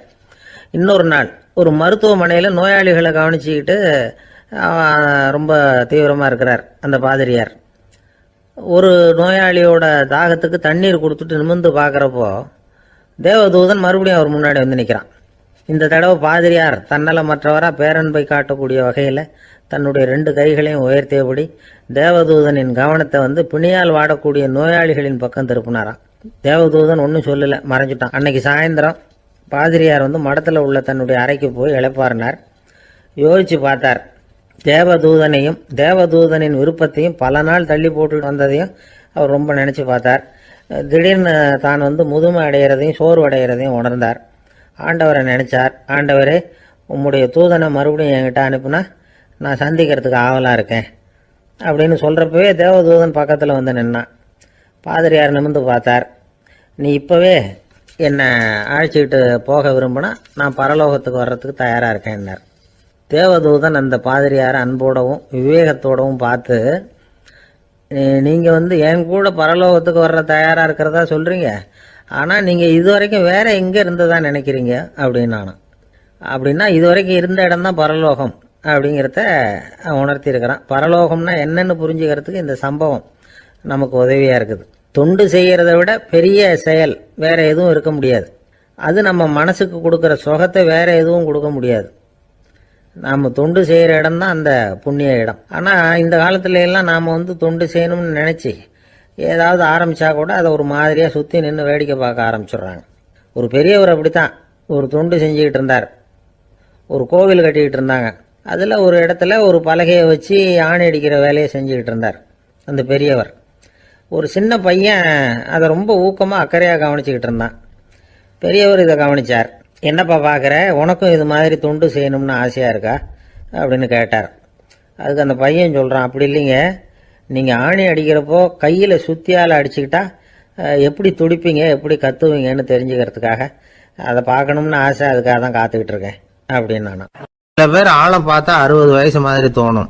உண்மையான வயசு என்னன்னு பார்த்தா 40 அல்லது 45 சில பேரை பார்க்கறதுக்கு 45 மாதிரி தெரியும், உண்மையிலேயே 65 தாண்டி இருப்பாங்க. ஒரு மனிதனுக்கு 2 வகையான வயது உண்டுங்கிறார் ஓஷோ.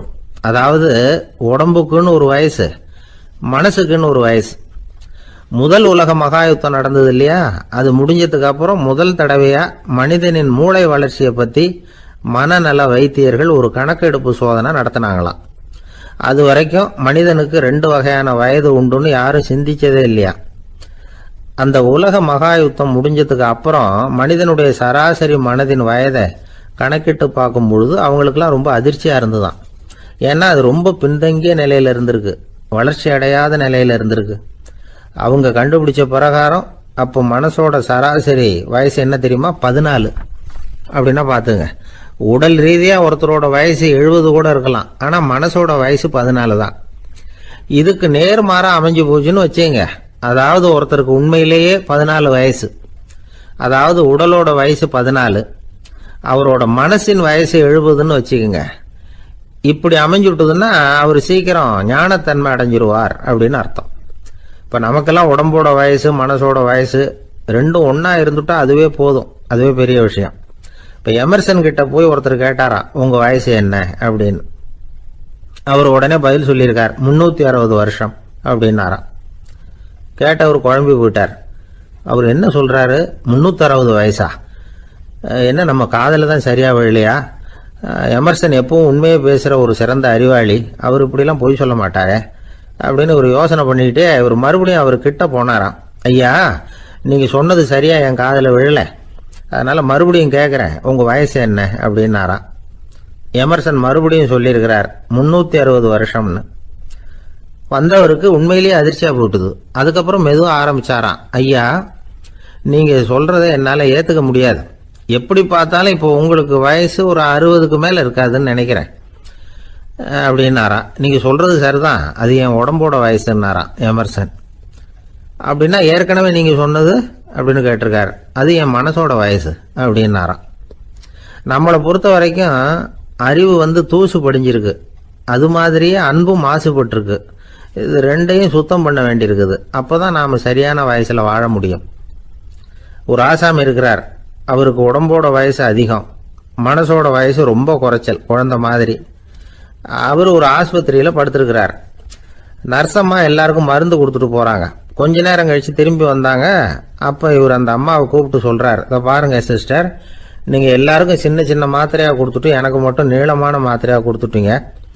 முழுங்கிறதுக்கு ரொம்ப கஷ்டமாக போச்சு. இனிமேல் எனக்கும் சின்ன மாத்திரையாக கொடுங்க சிஸ்டர் அப்படின்னாராம். அந்த அம்மா உடனே அதிர்ச்சியாகி தலையில் அடிச்சுக்கிட்டாங்களாம். நான் கஷ்டப்பட்டு மாத்திரையை முழுங்கினத்துக்கு நீங்கள் ஏமா தலையில் தட்டிக்கிறீங்க அப்படின்னு கேட்டிருக்காரு இவர். இதுக்கு அவங்க சொல்லியிருக்கிறாங்க, நான் உங்களுக்கு கொடுத்துட்டு போனது மாத்திரை இல்லைங்க, அது தெர்மாமீட்டர் அப்படின்னாங்களாம். ஒரு காலத்தில் பிரஷ்யா அப்படின்னு ஒரு தேசம் இருந்தது. இப்போ ஜெர்மனி இருக்குல்ல, இதோட பெரும்பகுதி ஒரு காலத்தில் பிரஷ்யாங்கிற பேரில் இருந்தது. அப்போ அதுக்கு அரசராக இருந்தவர் மகா ஃப்ரெடரிக், அதாவது ஃப்ரெடரிக் தி கிரேட் அப்படின்னு சொல்லுவாங்க. அந்த ராஜாவுக்கு ஒரு சந்தேகம், நாம் பல வகையான வரிகளை விதித்து வசூல் பண்ணுறோம், அப்படி பண்ணி வருமானம் குறைஞ்சிக்கிட்டே போகுதே, இதுக்கு என்ன காரணமாக இருக்கும்? இதுதான் அவருக்கு ஏற்பட்ட சந்தேகம். ஒரு சமயம் அந்த அரசர் தம்முடைய அமைச்சர்களையும் பிரபுக்களையும் தளபதிகளையும் கூப்பிட்டு ஒரு விருந்து வச்சார். விருந்து முடிஞ்சதும் அவங்கள பார்த்து இந்த சந்தேகத்தை கேட்டார். வரிகள் அதிகமாக விதித்து வருமானம் குறையறதுக்கு என்ன காரணம் அப்படின்னு கேட்டார். பல பேருக்கு இதுக்கு சரியாக பதில் சொல்ல தெரியல. அனுபவசாலியான ஒரு தளபதி எழுந்திரிச்சார். அரசே, அது எப்படிங்கிறத இப்போ உங்களுக்கு காட்டுறேன்னார். உடனே ஒரு பெரிய பனிக்கட்டி ஒன்றை தன்னுடைய கையில் எடுத்தார். அதை அப்படியும் எப்படியும் திருப்பி பார்த்தார். அப்புறம் அடுத்தவர்கிட்ட கொடுத்தார். அவர் அதை அப்படியும் இப்படியும் திருப்பி பார்த்துட்டு அடுத்தபடியாக இருந்தவர்கிட்ட கொடுத்தார். இப்படியே இதை ஒவ்வொருத்தராக பார்த்துட்டு ஒவ்வொரு கையாக மாறி கடைசியில் மன்னர் கைக்கு போய் சேர்ந்தது. மன்னர் கைக்கு அந்த பனிக்கட்டி போய் சேர்ந்தப்போ அது கொஞ்சம் கொஞ்சமாக உருகி ஒரு பட்டாணி கடலை சைஸுக்கு ஆகிட்டுது. மன்னர் யோசனை பண்ணார், வரி அதிகமாக போட்டாலும் சேர்றது குறைவாக இருக்கிறதுக்கு என்ன காரணம் அப்படிங்கிறது அவருக்கு புரிஞ்சு போச்சு. காலம்தான் மாறிட்டு இருக்கே தவிர இந்த கையூட்டு வாங்குகிற பழக்கம் மாறினதாக தெரியல. இன்னொரு ராஜா இருந்தார். அவர் தன்னுடைய ராஜாங்கத்தில் லஞ்ச ஊழலே சுத்தமாக இருக்கக்கூடாது அப்படின்னு நினச்சார். அவர்கிட்ட பல்வேறு துறைகளுக்கும் பொறுப்பாக இருந்த பல பேரும் ரொம்ப சுத்தமாகவும் நேர்மையாகவும் இருந்தாங்க. ஒரே ஒருத்தர் மட்டும் எல்லார்கிட்டையும் லஞ்சம் வாங்கிட்டே இருந்தார். அவரை வேறு வேறு துறைகளுக்கு மாற்றி பார்த்தாரு. அந்த ராஜா என்னென்னமோ பண்ணி பார்க்குறாரு. எந்த வேலையை கொடுத்தாலும் அதுலேயும் லஞ்சம் வாங்கிறதுக்கு ஒரு வழியை உண்டு பண்ணிக்குவார் அந்த ஆள். ராஜாவுக்கு இது ஒரு பெரிய தலைவலியாக போட்டுது. இவர் என்ன பண்ணுறது, இவருக்கு என்ன வேலையை கொடுக்கறது, கொஞ்சம் கூட லஞ்சம் வாங்கிறதுக்கு சான்ஸே இல்லாத ஒரு வேலையை கொடுக்கணும் அப்படின்னு திட்டம் போட்டார். ஒரு நாள் அவருக்கு அந்த உத்தரவும் போட்டுட்டார். அதாவது அவருக்கு என்ன வேலைன்னா கடற்கரையில் தான் அவருக்கு ஆஃபீஸ். அங்கேயே இருந்துக்க வேண்டியது. தினமும் எத்தனை கடல் அலை கரையில் வந்து மோதுது அப்படிங்கிறத கணக்கெடுத்து ராஜாவுக்கு தெரிவிக்க வேண்டியது. இதுதான் அவருக்கு வேலை. பேசாமல் அலையை எண்ணிட்டு உட்காந்துருக்கிட்டோம், அப்போவாவது அவர் லஞ்சம் வாங்குகிற சந்தர்ப்பம் இல்லாமல் போயிடும் அவருக்கு அப்படின்னு நினச்சார் ராஜா. இந்த ஆள் கடற்கரைக்கு போய் டியூட்டியில் ஜாயின் பண்ணிக்கிட்டார். ஒரே மாதத்தில் அங்கே சொந்தமாக ஒரு பிரம்மாண்டமான மாளிகை கட்டிவிட்டார். ராஜாவுக்கு இது பெரிய ஆச்சரியமாக போச்சு. அலையை என்ற வேலையில் அந்த ஆள் எப்படி பணம் சம்பாதிச்சார் அப்படின்னு விசாரித்து பார்த்தார் அக்கம் பக்கத்தில். அந்த ஆள் என்ன பண்ணியிருக்கிறாருன்னா, கடற்கரையில் போய் பொறுப்பை ஏற்றுக்கிட்ட உடனே அங்கே இருந்த மீனவர்கள்கிட்ட எல்லாம் இந்த கரையில் வந்து ஒரு நாளில் வந்து மோதுகிற அலைகள் எத்தனை அப்படின்னு கேட்டிருக்காரு. அது எப்படிங்க தெரியும்னு இருக்காங்க அவங்க. தினமும் அந்த எண்ணிக்கை தெரியணும். நம்ம ராஜாவுக்கு தினமும் அறிக்கை அனுப்பணும், டெய்லி ரிப்போர்ட்டு. தவறுனா நீங்கள் இந்த கடலில் போய் மீன் பிடிக்கிறதுக்கு ராஜாவோட அனுமதி கிடைக்காது அப்படின்ட்டுருக்காரு. உடனே மீனவர்களும் பயந்து போட்டாங்க. கடலுக்கு போகிறதுக்கு அனுமதி இல்லைன்னா பட்டினி கிடக்கிறது மாதிரி ஆகிடுமே. மெதுவாக அந்த ஆளுகிட்ட போனாங்க, காதோட காதாக சொன்னாங்க, ஐயா, எங்களால் வந்து கடல் அலையை வந்து எண்ண முடியாது. தினமும் எங்களால் முடிஞ்சதை உங்களுக்கு பணமாக கொடுத்துட்றோம். நீங்கள் தான் ராஜா கிட்ட சிபாரிசு பண்ணி நாங்கள் தொடர்ந்து மீன் பிடிக்கிறதுக்கு அனுமதி வாங்கி கொடுக்கணும் அப்படின்னு வேண்டிக்கிட்டாங்க. பணம் தினமும் வந்து சேர ஆரம்பிச்சுட்டுது. பதவியில் மற்ற பதவியோட இந்த பதவி எவ்வளவோ மேல் அப்படின்னு நினச்சிட்டோம் அந்த ஆள். அது மட்டும் இல்லை, தயவு பண்ணி என்னை இந்த இடத்த விட்டு மாற்றி விடாதீங்க சார் அப்படின்னு வேற கேட்க ஆரம்பிச்சிட்டானா. ஒரு ஊரில் ஒரு ராஜா இருந்தார். அவர் ஒரு பூனை வளர்த்தார். ரொம்ப செல்லமாக அவர் அந்த பூனையை வளர்த்தார். அவர் என்ன பண்ணுவார் தெரியுமா? இரவு நேரத்தில் அந்த பூனையோட தலையில் ஒரு விளக்கை வச்சுருவார். அந்த பூனை ரொம்ப ஜாக்கிரதையாக அந்த விளக்கு கீழே விழுந்துடாமல் பார்த்துக்கும். தலையை ஆட்டாமல் ரொம்ப நிதானமாக ராஜா பின்னாடி நடந்து போய்கிட்டே இருக்கும். அந்த விளக்கு வெளிச்சத்தில் எல்லா வேலைகளையும் செஞ்சுருவார். கையில் ஒரு விளக்கை தனியாக எடுத்துகிட்டு போக வேண்டிய அவசியமே இல்லை. விளக்கை தூக்கிட்டு போகிற வேலையை அந்த பூனை பார்த்துக்கும். அதனால் ராஜாவுக்கு அந்த பூனை மேலே ரொம்ப பிரியம். மந்திரிகளையெல்லாம் கூப்பிட்டு அவங்கக்கிட்ட சொல்லுவார், பார்த்தீங்களா இந்த பூனை எவ்வளவு விசுவாசமாக நடக்குது, என் பேரில் எவ்வளவு மரியாதை பார்த்தீங்களா அதுக்கு அப்படிம்பார். இதை கேட்டுவிட்டு அங்கேருந்த அமைச்சர்களில் ஒருத்தர் சொன்னார், மன்னா நீங்கள் சொல்கிறது சரிதான், இருந்தாலும் இந்த பூனையோட விசுவாசத்தை நாம் கொஞ்சம் சோதித்து பார்க்க வேண்டியிருக்கு அப்படின்னாராம். சரி, உங்கள் ஆசையை ஏன் கெடுக்கணும், நல்லா சோதித்து பாருங்கள் அப்படின்னு சொல்லிவிட்டார் ராஜா. உடனே அந்த அமைச்சர் என்ன பண்ணார் தெரியுமா? எங்கேயோ புறப்பட்டு போனார். ஒரு 5-6 எலிகளை பிடிச்சிக்கிட்டு வந்தார். அரண்மனையில் ராஜா ஏதோ வேலை பார்த்துக்கிட்டு இருக்கிறாரு. பக்கத்தில் அந்த பூனை ரொம்ப பணிவாக நின்றுக்கிட்டு இருக்குது. அது தலையில் விளக்கு எரிஞ்சிக்கிட்டு இருக்கு. அமைச்சர் தான் பிடிச்சிக்கிட்டு வந்த எலிகளை அந்த பூனை பார்வையில் படுறது மாதிரி எதிரில் விட்டார்.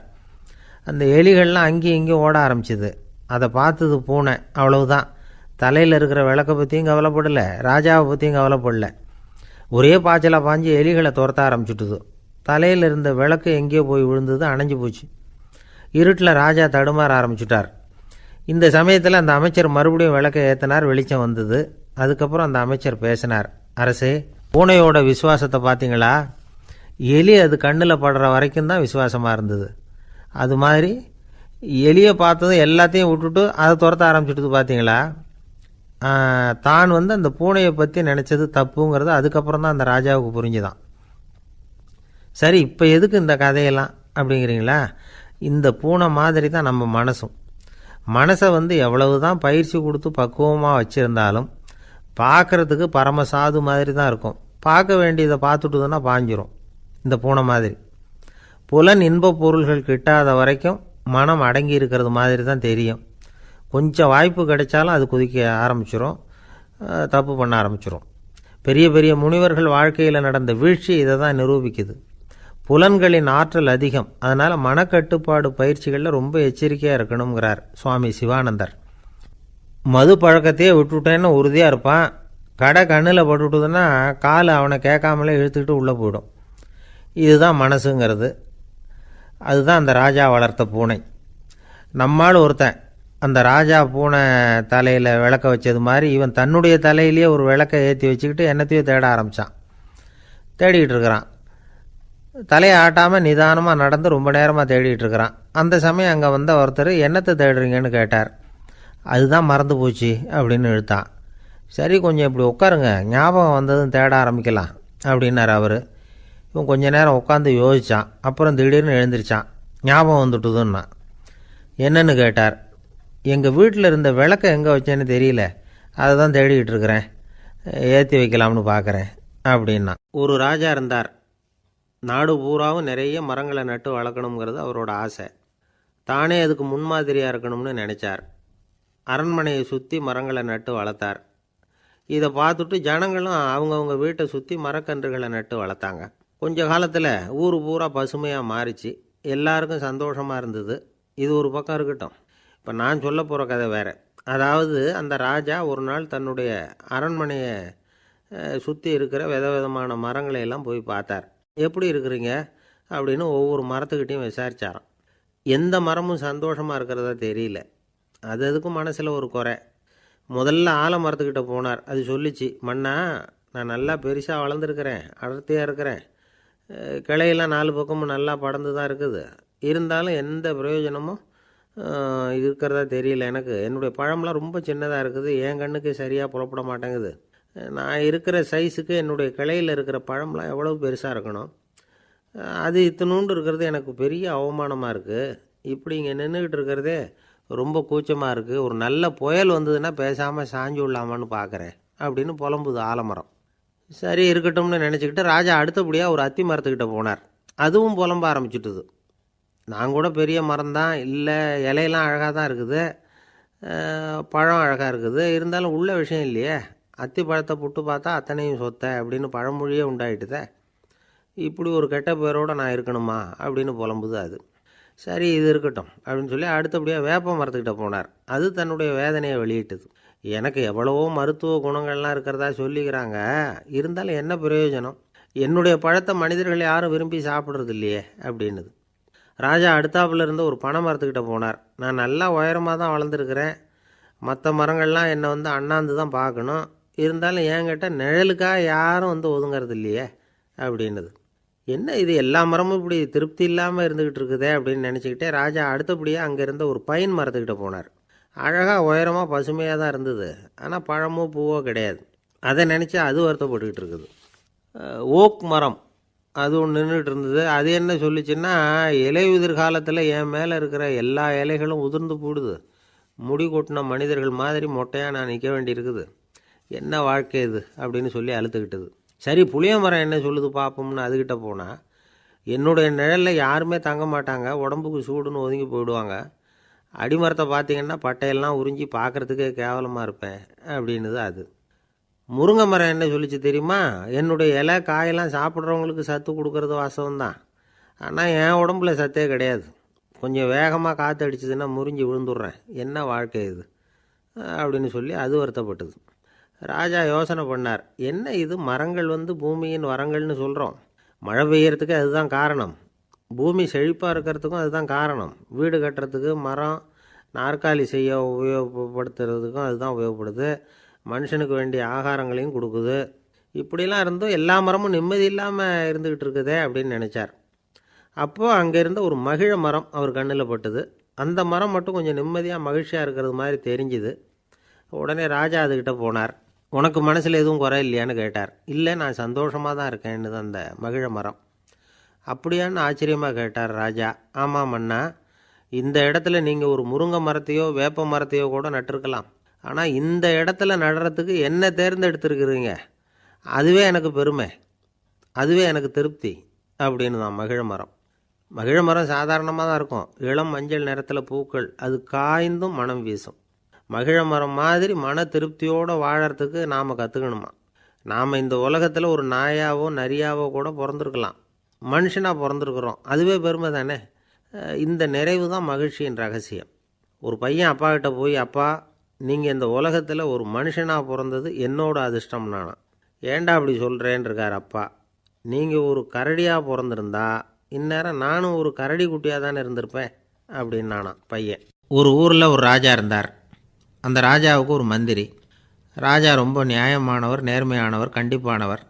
தப்பு செய்கிறது யாராக இருந்தாலும் தண்டனை கொடுப்பார். வேண்டியவங்களுக்கு ஒரு நியாயம், வேண்டாதவங்களுக்கு ஒரு நியாயங்கிறதெல்லாம் அவர்கிட்ட கிடையாது.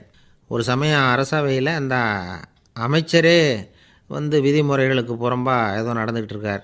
மன்னருக்கு கோபம் வந்துட்டுது. உடனே அந்த அமைச்சரை கிட்டத்தில் கூப்பிட்டு அவர் கன்னத்தில் ஓங்கி ஒரு அறை கொடுத்துட்டாராம். உடனே அந்த அமைச்சர் என்ன பண்ணார் தெரியுமா, நேராக போனார், அங்கே நின்றுக்கிட்டு இருந்த இன்னொருத்தர் கன்னத்தில் ஓங்கி அரைஞ்சார். அறை வாங்கினவர் திகைச்சு போயிட்டார். இவர் ஏன் நம்மளை வந்து அறையிறார் அப்படின்னு யோசனை பண்ணார். மன்னரும் திகைச்சு போயிட்டார். நாம் இவரை அரைஞ்சா அதுக்காக இவர் போய் இன்னொருத்தரை அரையணுமா அப்படின்னு யோசனை பண்ணார். இவருக்கு என்ன பைத்தியமானு கூட நினைக்க ஆரம்பிச்சிட்டார். ஆனால் என்ன ஆச்சுன்னா, அப்புறம் அமைச்சர் அவர் கவனிச்சிக்கிட்டு இருந்தாரா, அவர் இன்னொருத்தரை அரைஞ்சார் இல்லையா, அந்த அறை வாங்கின ஆசாமியை பார்த்து கத்திக்கிட்டு இருந்தார். யார்? அமைச்சர். ஏன்பா என்கிட்ட அறையை வாங்கிக்கிட்டு இப்படி விவரம் இல்லாமல் நின்றுக்கிட்டு இருக்கிறியே, நான் உனக்கு கொடுத்ததை நீ வேறு யாருக்கிட்டையாவது கொடுத்துரு அப்படின்னார். உடனே அந்த ஆள் பார்த்தான், தனக்கு அடுத்தபடியாக நின்றுக்கிட்டு இருந்தவனை ஓங்கி ஒரு அறை அரைஞ்சான். அவன் கன்னத்தை தடவிட்டே யோசனை பண்ணான். இது ஏதோ புரிஞ்சுக்கிட்ட மாதிரி அடுத்தாப்பில் நின்றுக்கிட்டு இருந்தவனை அரைஞ்சான். இப்படி இந்த அறை வந்து மாறி மாறி போய்கிட்டே இருக்குது. ஊர் பூரா பிரயாணம் பண்ண ஆரம்பிச்சுட்டுது. அன்னைக்கு ராத்திரி அந்த ராஜா படுக்கிறதுக்காக போனார். அந்த நேரம் பார்த்து அவர் கன்னத்தில் பலார்னு ஒரு அறை விழுந்தது. நம்மளே அரையிறது யார் அப்படின்னு அதிர்ச்சியோட மன்னர் திரும்பி பார்க்குறாரு. அரைஞ்சது அவரோட மனைவி. என்னாச்சு உனக்குன்னு கத்துனார் ராஜா. உங்களுக்கு தெரியாதா, ஊர் பூரா ஒருத்தர் மாற்றி ஒருத்தர் மூலமாக இந்த அறை வந்து பிரயாணம் பண்ணிட்டு வருது அப்படின்னாங்க அந்த அம்மா. அப்படின்னா ஆரம்பித்த இடத்துக்கே வந்துட்டுதா அப்படின்னாராம் மன்னர். என்ன சொல்கிறீங்கன்னு கேட்டிருக்காங்க. இவர் விவரத்தை சொன்னாராம். அப்படின்னா நீங்கள் ஆரம்பித்து வச்ச இந்த விளையாட்டை நான் முடிச்சு வச்சுட்டேன் அப்படின்னாங்களாம் அந்த அம்மா. மறுநாள் காலை மறுபடியும் அரசவை கூடிச்சு. அந்த அமைச்சர் மன்னரை பார்த்து கேட்டார், என்ன மகாராஜா, என்கிட்ட கொடுத்ததை திருப்பி வாங்கிட்டீங்களா அப்படின்னாராம். இப்படி நடக்கும்னு நான் எதிர்பார்க்கவே இல்லைன்னார் மன்னர். ஆனால் நான் எதிர்பார்த்தேன். அது எங்கே போயிட போகுது, ஊர் பூரா சுற்றி கடைசியில் உங்ககிட்ட தான் வந்து சேரும் அப்படிங்கிறது எனக்கு தெரியும் அப்படின்னாராம் அமைச்சர். இந்த கதை வந்து வேடிக்கையாக இருந்தால் கூட இதில் உள்ள கருத்து முக்கியமானது. இந்த உலகத்தில் பல கருத்துக்கள் இப்படி தான் மாறி மாறி சுற்றி வந்துக்கிட்டே இருக்குது. நம்மால் ஒருத்தன் தன்னுடைய நண்பன் ஒருத்தனை கடத்தெருவில் பார்த்தான். உடனே ஓடி போய் பலார்னு ஒரு அறை கொடுத்தானான். அவன் கன்னத்தை தடவிட்டு ஏன்டா என்னை அரைஞ்சேன்னு கேட்டிருக்கான். நீ ஏன்டா என்னை முட்டாள்னு என் மனைவிட்ட போய் சொன்னேன் அப்படின்ட்டுருக்கான் அவன். உன்னை ஒரு முட்டாள்னு சொன்னதுக்காகவா நீ என்னை அரைஞ்சே அப்படின்னு கேட்டிருக்கான் இவன். டேய், நான் அதுக்காக அறையலப்பா, அது ஒரு பெரிய ரகசியம். நான் முட்டாளுங்கிறது அந்த ரகசியத்தை நீ வந்து ஏன் எங்கள் வீட்டில் போய் சொன்னேன், அதுக்காக தான் அரைஞ்சேன் அப்படின்னு நான் அவன். ஒரு ராஜா ஊரெல்லாம் சுற்றி பார்த்துட்டு வரலாம்னு ஒரு நாள் புறப்பட்டு போனார். ஒரு இடத்துல தறி நெசவு வேலை ரொம்ப மும்முரமாக நடந்துக்கிட்டு இருந்தது. ஒரு பெரியவர் தறியால் நெசவு வேலை செஞ்சுக்கிட்டு இருந்தார். பக்கத்தில் ஒரு அழகான பொண்ணு உட்காந்து நூலை சுற்றிக்கிட்டு இருக்குது. ராஜா அந்த பெரியவரை பார்த்து யார் இந்த பொண்ணுன்னு விசாரித்தார். ராஜா அப்படி கேட்டதும் அவருக்கு ரொம்ப பெருமையாக போயிட்டுது. ஏன்னா உட்காந்துருந்தது அவரோட மகள். அரசே, இது என்னுடைய மகள். இவ வேகமாக நூல் தெரிக்கக்கூடியவள். வைக்கோல் எடுத்து இவ தெரிச்சா கூட அது எல்லாம் பவுனிழையாக வெளியில் வரும் அப்படின்னு ஒரு ராசி இவளுக்கு அப்படின்னு ரொம்ப பெருமையாக ராஜா கிட்ட சொன்னார். ராஜா இதை கேட்டதும் அசந்துட்டார். அப்படியா, இவ்வளவு அழகும் சாமர்த்தியமும் உள்ள இந்த பொண்ணு என்னோட வரட்டுமே, இவளை என் மருமகளாக ஆக்கிக்கிறேன் அப்படின்னார் ராஜா. அந்த பெரியவருக்கு ஒன்றும் புரியல. ஏதோ கொஞ்சம் பெருமையாக சொல்ல போவோ அது இப்படி ஆகிட்டுதே அப்படின்னு கவலைப்பட்டார். இருந்தாலும் ராஜா பேச்ச தட்ட முடியுமா, மகளை அனுப்பி வச்சுட்டார். ராஜா அந்த பொண்ணை அரண்மனைக்கு அழைச்சிட்டு வந்தார். அங்கே ஒரு அறையில் வச்சு பூட்டி விட்டார். அந்த ரூமு நிறைய வைக்கோலை கொண்டாந்து போட்டு அடைச்சாங்க. 3 ராட்டைகள் வேறு வச்சுருந்தாங்க. நாளைக்கு பொழுது விடியறதுக்குள்ளே நீ இந்த வைக்கோலையெல்லாம் தங்க இழைகளாக மாற்றி காட்டணும். நாளைக்கு காலம்புறம் வந்து நான் இந்த அறை கதவை திறப்பேன். உன் தகப்பன் சொன்னது மாதிரி எல்லாம் தங்கமாக மாறி இருக்கணும், இல்லைன்னா நீ உயிர் தப்ப முடியாது அப்படின்னு உத்தரவு போட்டார். பாவம் அந்த பொண்ணு என்ன பண்ணும், பகல் பூரா அழுதுகிட்டே உட்காந்துருக்குது. ராத்திரி பூராவும் தூக்கம் வரல. மறுநாள் அதிகாலை நேரத்தில் யாரோ கதவை தட்டுற சத்தம் கேட்டுது. பயந்துக்கிட்டே கதவை திறக்கிறா. திறந்து பார்த்தா வெளியில் 3 அவலட்சணமான பெண்கள். ஒருத்திக்கு வந்து கால் அகலமாக முறை மாதிரி இருக்குது, இன்னொருத்திக்கு கட்டை விரல் கரண்டி மாதிரி பெருசாக இருக்குது, 3ஆவது பொண்ணுக்கு உதடு தடித்து ரப்பர் மாதிரி தொங்கிக்கிட்டு இருக்கு. யார் நீங்கள், உங்களுக்கு என்ன வேணும் அப்படின்னு கேட்குது இந்த பொண்ணு. நாங்கள் உங்களுக்கு உதவி செய்கிறதுக்கு தான் வந்திருக்கிறோம் அப்படின்னு சொல்லி உள்ளே வந்தாங்க. உட்காந்தாங்க. கொஞ்ச நேரத்துக்குள்ளே உள்ளே இருந்த வைக்கோலையெல்லாம் தங்க இழைகளாக மாற்றி கொடுத்துட்டு போயிட்டாங்க. காலையில் ராஜா வந்தார், பார்த்தார். ஆகா பேஷுனார். இன்னும் கொஞ்சம் வைக்கோலை கொண்டாந்து அந்த ரூமில் போட சொன்னார். இந்த வைக்கோலையும் இன்றைக்கி தங்கமாக மாற்றிவிடு, நாளைக்கு மறுநாள் உனக்கும் இளவரசனுக்கும் கல்யாணம்னு சொல்லிவிட்டார். இன்றைக்கி ராத்திரி அந்த 3 பொண்ணுங்களும் வந்தாங்க. வைக்கோலை பொண்ணு இழைகளாக மாற்றினாங்க, புறப்பட்டாங்க. இந்த பொண்ணு அவங்க காலில் விழுந்து வணங்கினா. என் உசுரை காப்பாற்றினீங்க, உங்களுக்கு நான் என்ன கைமாறு செய்ய போகிறேன் அப்படின்னா. பயப்படாத, நீ விரும்பினா எங்களுக்கு ஒரு உதவி செய்யலாம். உன்னுடைய கல்யாணத்துக்கு நாங்கள் 3 பேரும் வரோம். நீ எங்களை வந்து வரவேற்று ராஜாக்கிட்டேயும் இளவரசர்கிட்டையும் நாங்கள் வந்து உன்னோட பெரியப்பா பொண்ணுங்கன்னு சொல்லி அறிமுகப்படுத்தி வை, நாங்கள் விருந்து சாப்பிட்டுட்டு போயிடுறோம் அப்படின்னாங்க. ரொம்பவும் சந்தோஷமாக சரின்னு ஒத்துக்கிட்டா. கல்யாண நாள் வந்தது. கல்யாணம் ரொம்ப கோலாகலமாக நடந்துக்கிட்டு இருக்கு. எல்லா தேசத்து ராஜா ராணிகளும் வந்துக்கிட்டு இருக்கிறாங்க. அந்த 3 அவலட்சணமான பொண்ணுங்களும் வந்து சேர்ந்தாங்க. யார் இவங்கன்னு கேட்டார் ராஜா. என் பெரியப்பா பொண்ணுங்க அப்படின்னா அந்த பொண்ணு. காலும் உதடும் கட்டை விரலும் ஏன் இப்படி உங்களுக்கு அவலட்சணம் ஆயிட்டுது அப்படின்னு கேட்டார். அதுக்கு அந்த பொண்ணுங்க பதில் சொன்னாங்க. என்ன செய்யறது, ஓயாமல் வைக்கோலை நூற்று ஒருத்தியோட கட்டை விரல் அப்படி கரண்டி மாதிரி ஆயிட்டுது. நாக்கில் தொட்டு தொட்டு திரிச்சதுனால ஒருத்தியோட உதடு அப்படி ஆயிட்டுது. காலால் கட்டையை அழுத்தி அழுத்தி தறி போட்டதுனால இன்னொருத்தையோட கால் அப்படி ஆயிட்டுது. உங்கள் மருமகளாக வந்திருக்கிற இந்த பொண்ணு அந்த 3ஐயுமே செய்ய தெரிஞ்சவ தான். என்ன ஆக போதோ இன்னும் கொஞ்ச நாளில் அப்படின்னாங்க. அவ்வளவுதான். ராஜா பயந்துட்டார். அம்மா, இன்னையிலேருந்து நீ இளவரசனின் மனைவி. நீ எப்பவும் அழகாக இருக்கணும். அதனால் நீ இனிமேல் வைக்கோலை திரிக்கவே கூடாது அப்படின்னு உத்தரவு போட்டார். அவளை இக்கட்டான சூழ்நிலையிலிருந்து காப்பாற்றின அந்த 3 பொண்ணுங்களும் சந்தோஷமாக திரும்பி போயிட்டாங்களாம். சுவாமி சின்மயானந்தர் இந்த கதையை சொல்லியிருக்கிறார். தன்னலம் மறந்து சுயலாபத்தை வந்து தியாகம் செய்கிறது வைக்கோல்ல இருந்து தங்க இழையை நூக்கிறது மாதிரி அப்படிங்கிறார் அவர். அது இருக்கட்டும், இப்போ நம்ம கதைக்கு வருவோம். ஒரு ராஜா தன்னோட மகனுக்கு சுயவரம் நடத்தினார். எல்லா தேசத்திலிருந்தும் ராஜகுமாரர்கள் வந்திருந்தாங்க. ராஜகுமாரியை கல்யாணம் பண்ணிக்கலாம்ங்கிற ஆசையில் சுயம்பர மண்டபத்திலேருந்து எல்லா ராஜகுமாரர்களும் அலறி அடிச்சுக்கிட்டு வெளியில் ஓடி வந்துக்கிட்டு இருக்கிறாங்களாம். ஏன் இப்படி எல்லாரும் மிரண்டு போய் ஓடி வர்றாங்கன்னு கேட்டார் ஒருத்தர். அதுக்கு இன்னொருத்தர் விவரம் சொன்னார். ராஜகுமாரியை இன்றைக்கி தான் அவங்க நேரில் பார்த்தாங்களாம், அதுதான் அப்படி ஓடி வந்துக்கிட்டு இருக்கிறாங்க அப்படின்னார். ஒரு ஊரில் ஒரு ராஜா இருந்தார். அவர் அடிக்கடி காட்டுக்கு வேட்டையாட போவார். சில நண்பர்களையும் கூட அழைச்சிக்கிட்டு போவார். காட்டுக்கு போனதும் ஆளுக்கு ஒரு பக்கமாக போய் வேட்டையாடுவாங்க. சாயந்தரமாக திரும்பி வருவாங்க. மறுநாள் அரண்மனையில் உட்காந்து ஒவ்வொருத்தரும் அவங்க அனுபவங்களை எல்லாம் சொல்லிக்குவாங்க. அவங்க வீரத்துக்கு தகுந்த மாதிரி பரிசை அந்த ராஜா கொடுப்பார். இது மாதிரி ஒரு தடவை எல்லாரும் வேட்டைக்கு போயிட்டு திரும்பி வந்ததும் உட்காந்து பேச ஆரம்பிச்சிருக்கிறாங்க. ஒருத்தன் சொன்னான், தன்னுடைய வீர தீர செயலை பற்றி அளக்க ஆரம்பிச்சிட்டான். ஏன்னா அதுக்கு பரிசு கிடைக்க போகுதில்ல, அதனால். அவன் என்ன சொன்னான் தெரியுமா? அரசே, நேற்றுக்கு காட்டில் என்னாச்சு தெரியுமா? எனக்கு நேராக ஒரு சிங்கம் வாயை திறந்துக்கிட்டு வந்துட்டுது. நான் பயப்படவே இல்லை. உடனே ஒரு கல்லை எடுத்து குறி பார்த்து வீசினேன். சிங்கத்து வாய்க்குள்ளே போய் அந்த கல் மாட்டிக்கிட்டுது. அவ்வளவுதான்.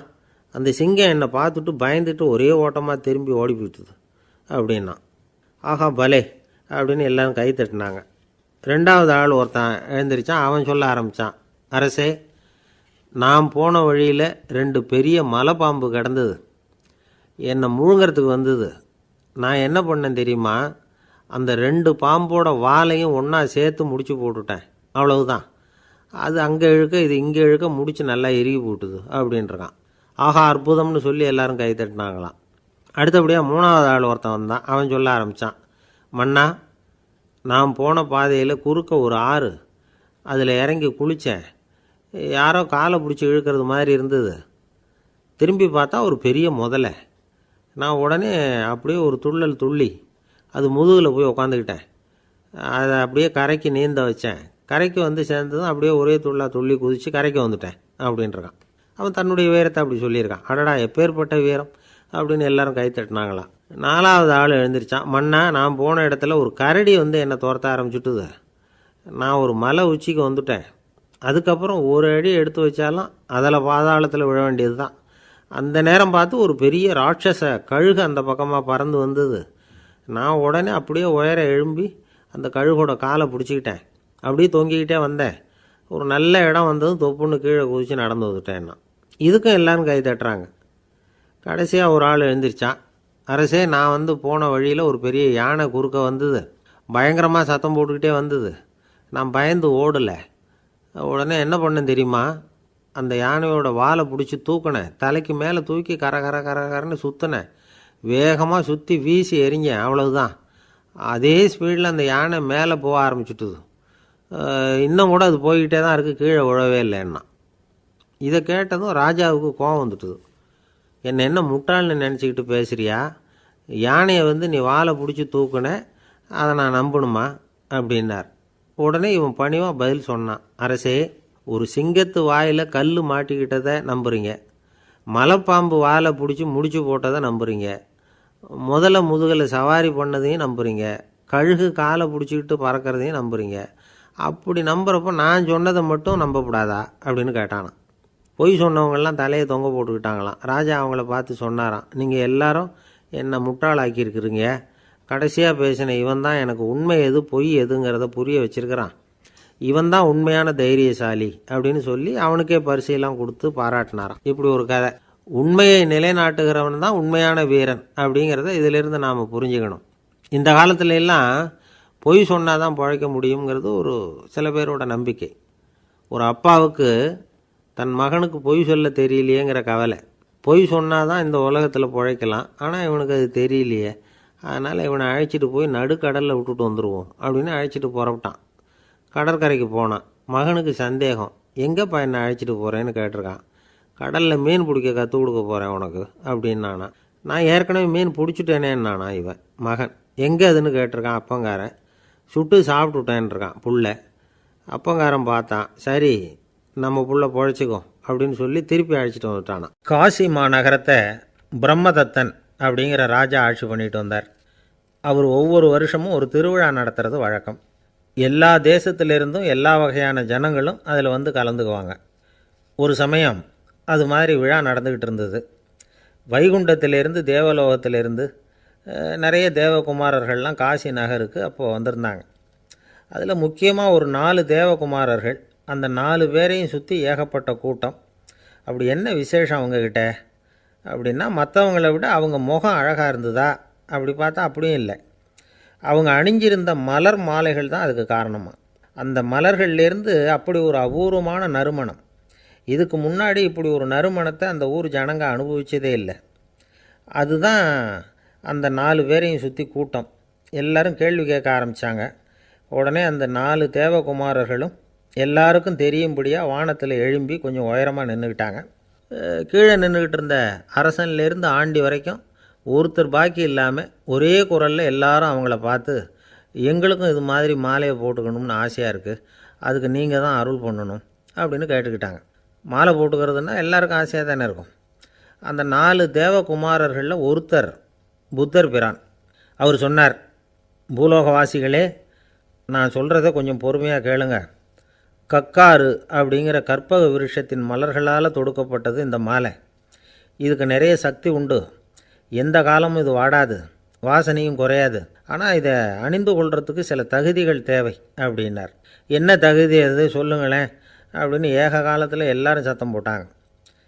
தீய இயல்புகள் உள்ளவங்க, இழிந்த சிந்தனை இழிந்த செயல் உள்ளவங்க இந்த மாலையை அணிய முடியாது அப்படின்னார். அவ்வளோதான். கூட்டத்தில் சத்தம் போட்டவங்கள்லாம் மெதுவாக அப்படி அடங்க ஆரம்பிச்சிட்டாங்க.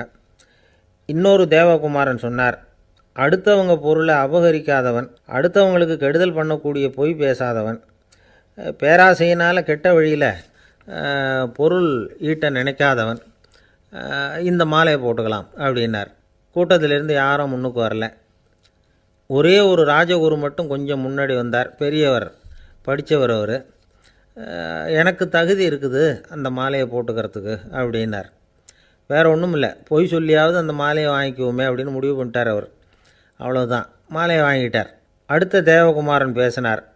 யாருக்கு திடமான அறிவும் மனமும் இருக்குதோ, யாருக்கு நல்ல காரியங்களில் அசையாத ஈடுபாடு இருக்குதோ, நல்ல அரிய பொருள்களை தனியாக தான் மட்டும் அனுபவிக்க விரும்பாதவர் யாரோ அவர் முன்னாடி வந்து இந்த மாலையை வாங்கிக்கலாம் அப்படின்னார்.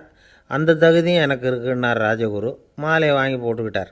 இன்னொரு ராஜகுமாரன் பேச ஆரம்பித்தார். அறநெறியில் செல்வம் சேர்க்கணும், ஆடம்பர பொருள்களுக்கு அடிமையாகக்கூடாது, வெற்றி அடைஞ்சாலும் கர்வம் வரக்கூடாது, அப்படிப்பட்டவங்க இந்த மாலையை போட்டுக்கலாம்னார். துணிஞ்சு பொய் சொல்லி அதையும் வாங்கி கழுத்தில் போட்டுக்கிட்டார் இந்த ராஜகுரு. இன்னொரு ராஜகுமாரன் சொன்னார், சான்றோர்களை நிந்திக்காதவங்க, புறம் பேசாதவங்க இந்த மாலையை போட்டுக்கலாம்னார். அதையும் வாங்கி போட்டுக்கிட்டார். திருவிழா முடிஞ்சுது, எல்லோரும் திரும்பி போயிட்டாங்க. மறுநாள் ராஜகுரு 4 மாலைகளையும் போட்டுக்கிட்டு ராஜசபைக்கு வரார். வந்தவர் ரொம்ப அவஸ்தையோடு வர்றார். மாலையெல்லாம் வாடி போயிட்டுது, வாசனை எதுவும் கிடையாது. அது மட்டும் இல்லை, அவருக்கு கடுமையான தலைவலி வேறு வந்துட்டுது. துடிச்சு போயிட்டார். மாலையை கழட்டவும் முடியல. ஜனங்கள்லாம் அவரை பார்த்து சிரிக்க ஆரம்பிச்சிட்டாங்க. என்னத்துக்கு ஆசைப்படணும், ஏன் இப்படி கஷ்டப்படணும் அப்படின்னு. ராஜா பார்த்தார். மறுபடியும் விழாவுக்கு ஏற்பாடு பண்ணினார். தேவகுமாரர்கள்லாம் வந்தாங்க. ராஜகுரு வந்தார். மக்கள் முன்னிலையில் அவங்க காலில் விழுந்தார், மன்னிப்பு கேட்டுக்கிட்டார். இந்த மாலையை போட்டுக்கிற தகுதி எனக்கு இல்லை. தகுதி இல்லாத ஒருத்தன் தகாத தகுதியை பொய் மூலம் பெறணும்னு ஆசைப்படுறாங்களே, அவங்களுக்கெல்லாம் என்னுடைய தண்டனை ஒரு எச்சரிக்கையாக இருக்கட்டும்னார். அதுக்கப்புறம் தேவகுமாரர்கள் அவர் கழுத்தில் இருக்கிற மாலையை கழட்டினாங்களாம். அந்த மாலைகளும் பழையபடி மனம் கொடுக்க ஆரம்பிச்சுட்டு தான். இதுலேருந்து நாம் தெரிஞ்சுக்க வேண்டியது என்னென்னா, நமக்கு தகுதி இல்லாத ஒரு கௌரவம் நம்மக்கிட்ட தானாக வந்தால் கூட அதை தவிர்த்து விடுறது தான் நல்லது. அதுதான் புத்திசாலித்தனம். ஒருத்தர் வந்தார், சார் எங்கள் இலக்கிய மன்ற விழாவுக்கு நீங்கள் தலைமை தாங்கணும்னார். உடனே இவர் சொன்னார், பேச்சாளர், சார் இலக்கியத்தை பற்றி பேசுகிற தகுதி எனக்கு இல்லையே அப்படின்னார். உடனே அவர் கூப்பிட வந்தவர் சொன்னார், அந்த தகுதி உங்களுக்கு இல்லைங்கிறது எங்களுக்கும் தெரியும் சார், அதனால தான் உங்களை தலைமை தாங்க கூப்பிட்றேன் அப்படின்னார். அது சரி, தலைமைன்னா அதுக்கு இவர் என்ன தான் அர்த்தம் பண்ணுறாருன்னு தெரியல. ஒரே ஒரு ஊரில் ஒரு ராஜா இருந்தார். அவர் பேரில் மக்களுக்கு ரொம்ப மரியாதை. அவ்வளவு நல்லா ஆட்சி புரிஞ்சுக்கிட்டு வந்தார். அவருக்கு வயசாகிட்டுது. அதனால் ஒரு நாள் அமைச்சரை கூப்பிட்டார். இதை பாருங்கள், எனக்கு வயசாகிட்டுது, அதனால் இந்த அரச பொறுப்பையெல்லாம் நீங்கள் ஏற்றுக்குங்க அப்படின்னார். அதுக்கப்புறம் ராணியை கூப்பிட்டார். வா, நாம் இனிமேல் இங்கே இருக்க வேணாம், காட்டுக்கு போய் தவம் பண்ணலாம் அப்படின்னு கூப்பிட்டார். இந்த செய்தி மக்களுக்கு அறிவிக்கப்பட்டது. மக்கள் உடனே கூட்டம் கூட்டமாக அரண்மனைக்கு வர ஆரம்பிச்சிட்டாங்க. மன்னரை போய் பார்க்குறாங்க. அரசே, தாங்கள் எங்களுக்கு தந்தை மாதிரி. நீங்கள் காட்டுக்கு போயிட்டால் நாங்கள்லாம் இங்கே எப்படி இருக்க முடியும்? எங்களுக்கெல்லாம் எந்த துன்பமும் இல்லாமல் பார்த்துக்கிட்டு வர்றீங்க. இது மாதிரியான ஒரு அரசாட்சி இல்லைன்னா மக்கள் வாழ்ந்து என்ன பயன் அப்படின்னாங்க. இருந்தாலும் என்ன பண்ணுறது, வயசாயிட்ட காரணத்தினால இந்த முடிவுக்கு வர வேண்டியிருக்குது அப்படின்னாரா ராஜா. அப்படின்னா நீங்கள் காட்டுக்கு போக வேணாம், நாங்கள் போகிறோம். நாங்கள் அங்கே போய் தவம் பண்ணுறோம், வழிபாடு பண்ணுறோம். கடவுள் வருவார், அவர்கிட்ட வரம் வாங்கிட்டு வந்துடுறோம் அப்படின்னாங்களாம். அப்படி சொல்லிவிட்டு உடனே எல்லோரும் காட்டுக்கு போனாங்க. நாட்டு மக்கள் எல்லாரும் ஒட்டு மொத்தமாக காட்டில் உட்காந்துக்கிட்டு தவம் பண்ணுறதை பார்த்தார் கடவுள். உடனே புறப்பட்டு வந்தார். எல்லோரும் இப்படி உட்காந்துருக்குறீங்களே, என்ன வேணும் உங்களுக்கு அப்படின்னு கேட்டார். உடனே மக்கள் எல்லாரும் ஒரு குரலில் சொன்னாங்க, சுவாமி, எங்கள் மன்னன் ரொம்ப நாளைக்கு நல்லபடியாக இருக்கணும். அவர் மகிழ்ச்சியாகவும் உடல் நலத்தோடும் இருந்தால் தான் நாங்கள் அமைதியாக வாழ முடியும் அப்படின்னாங்க. சரி, அதுக்கு என்ன செய்யணும் அப்படின்னார் ஆண்டவன். எங்கள் மன்னருக்கு இன்னும் ஒரு 100 வருஷம் ஆயுளை கொடுங்க அப்படின்னாங்க. அவ்வளவு தானே, சரி அப்படியே ஆகட்டும் அப்படின்னு சொல்லிவிட்டு ஆண்டவன் போயிட்டார். மக்கள் மகிழ்ச்சியோடு திரும்பி வந்தாங்க. மன்னா, கடவுள் வரம் கொடுத்துட்டார், நீங்கள் 100 வருஷம் வாழ போகிறீங்க அப்படின்னாங்க. இதை கேட்டதும் ராணி ராஜாவை வணங்கி, நான் தவம் செய்ய போகிறேன் அப்படின்னு புறப்பட்டாங்க. உடனே மக்கள் என்ன நினச்சாங்க தெரியுமா? ஐயோ, நாம் ராஜாவுக்கு மட்டும்தானே நீண்ட ஆயுள் வேணும்னு வரம் வாங்கினோம், ராணிக்கு வாங்கலையே, அதுதான் கோபத்தில் புறப்பட்டாங்க போல இருக்குது அப்படின்னு நினச்சி வருத்தப்பட்டாங்க. ஆனால் ராணி நினச்சது அது இல்லை.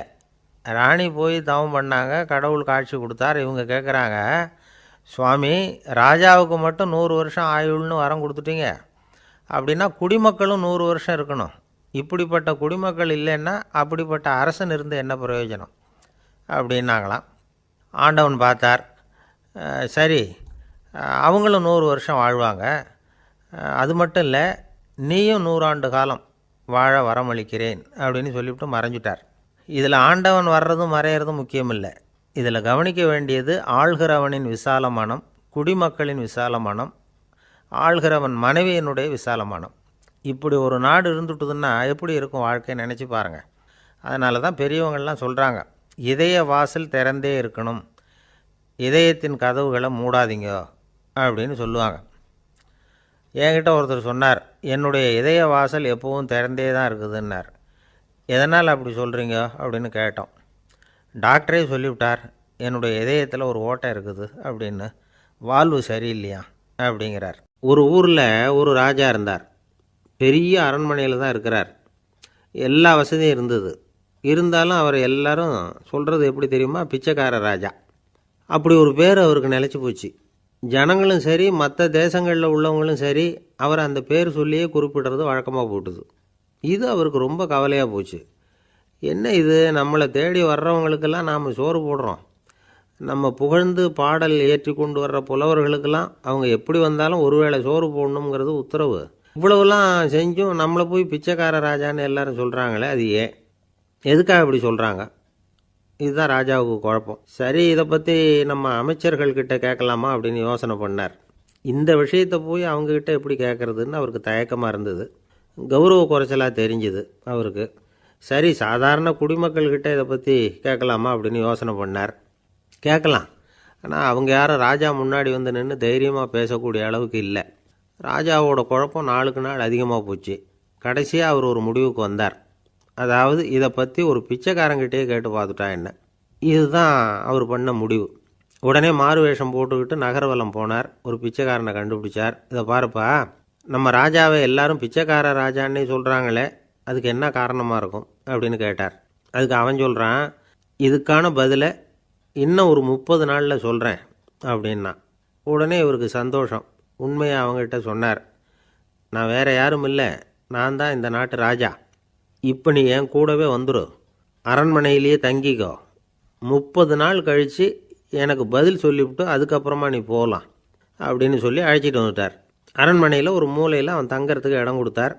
தினம் 2 வேளையும் இவனுக்கு சோறு போடுங்க அப்படின்னு உத்தரவு போட்டார். ராஜா கொடுத்த இடத்துல போய் உக்காந்துக்கிட்டான் அந்த பிச்சைக்காரன்.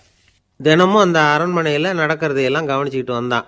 வேளைக்கு சாப்பாடு வரும், சாப்பிட்டுக்கிட்டு இருக்கான். இப்படி 30 நாள் முடிஞ்சுது. ராஜா வந்தார். என்ன, என்னோட கேள்விக்கு பதில் என்னன்னு கண்டுபிடிச்சிட்டியான்னார். கண்டுபிடிச்சிட்டேன்னா.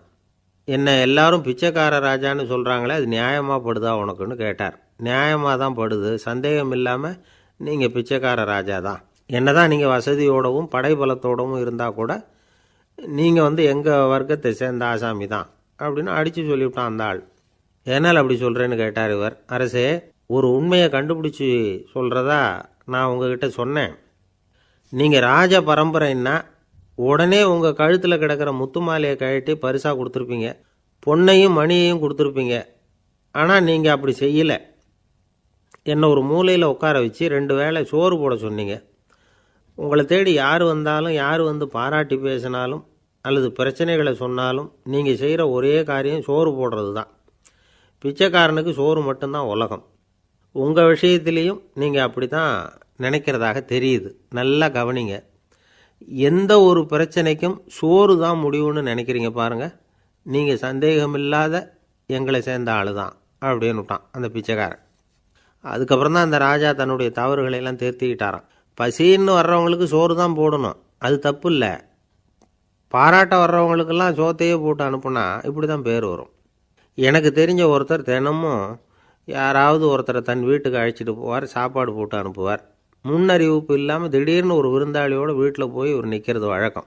அந்த அம்மாவும் இவருக்காக தயார் பண்ணி வச்சுருந்ததை இவர் அழைச்சிட்டு வந்திருக்கிற விருந்தாளிக்கு போட்டுருவாங்க. விருந்தாளி சாப்பிட்டுட்டு போனதுக்கப்புறம் இவர் மனைவிகிட்ட உனக்கு சிரமம் வேணாம் அப்படின்னு சொல்லிவிட்டு பக்கத்தில் உள்ள ஒரு ஹோட்டலுக்கு போய் காசு கொடுத்து சாப்பிட்டுட்டு வந்துடுவார். பல நாள் இப்படி நடக்கும். ஒரு நாள் அவரை தனியாக கூப்பிட்டுக்கிட்டு போய் ஏன் இப்படி பண்ணுறீங்கன்னு கேட்டோம். அதுக்கு அவர் சொல்கிறாரு, எங்கள் வீட்டு சாப்பாட்டிலேருந்து தப்பிக்கிறதுக்கு எனக்கு வேறு வழி எதுவும் தெரியல சார், அதனால தான் இப்படி பண்ணிகிட்டு இருக்கிறேன் அப்படின்னார் ரொம்ப பரிதாபமாக. ஒரு சீன தேசத்து அரசர் இருந்தார். அவருக்கு வயசாயிட்டுது. அவருக்கு அடுத்தபடியாக அவருடைய புள்ள பட்டத்துக்கு வரணும், ஆட்சி பொறுப்பை ஏற்றுக்கணும்.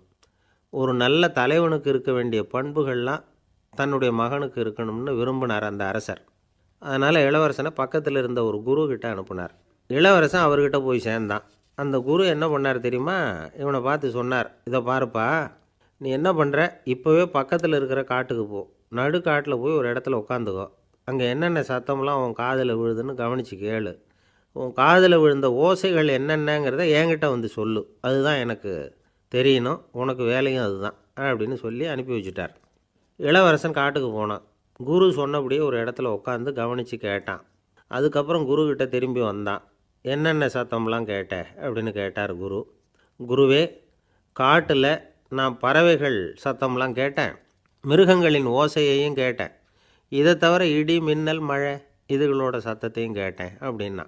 குரு யோசனை பண்ணார், நீ இன்னமும் சரியாக கேட்கல, அதனால் மறுபடியும் காட்டுக்கு போ, கொஞ்ச நாள் தங்கியிருந்து கேட்டுட்டு வா அப்படின்னார். இளவரசனுக்கு ஒன்றும் புரியல.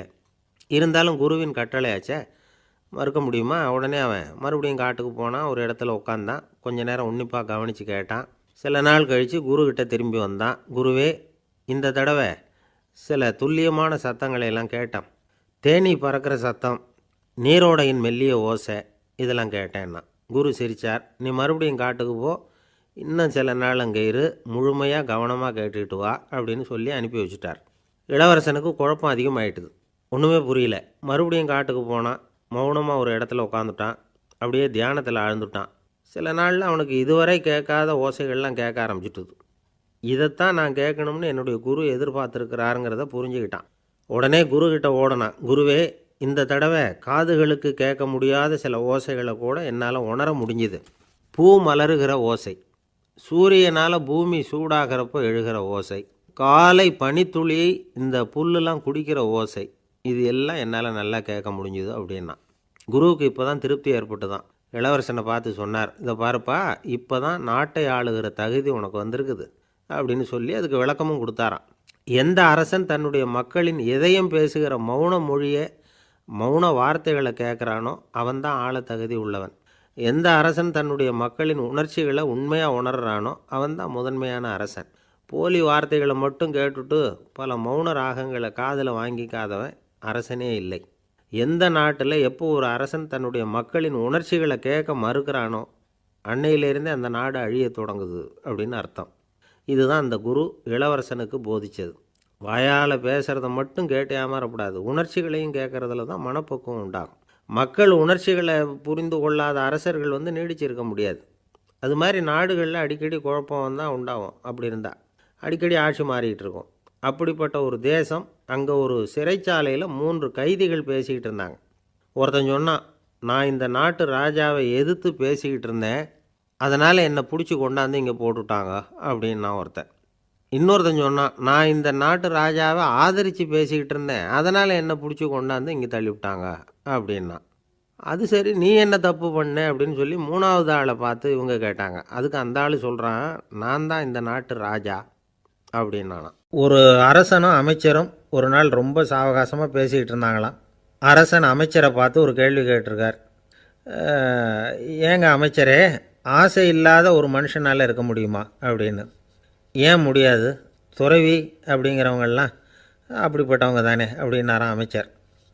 அவங்கெல்லாம் உண்மையிலேயே ஆசையை விட்டவங்க தானா அப்படின்னு கேட்டாராம் ராஜா. அப்படி தான் இருக்கணும் அப்படின்னாராம் அமைச்சர்.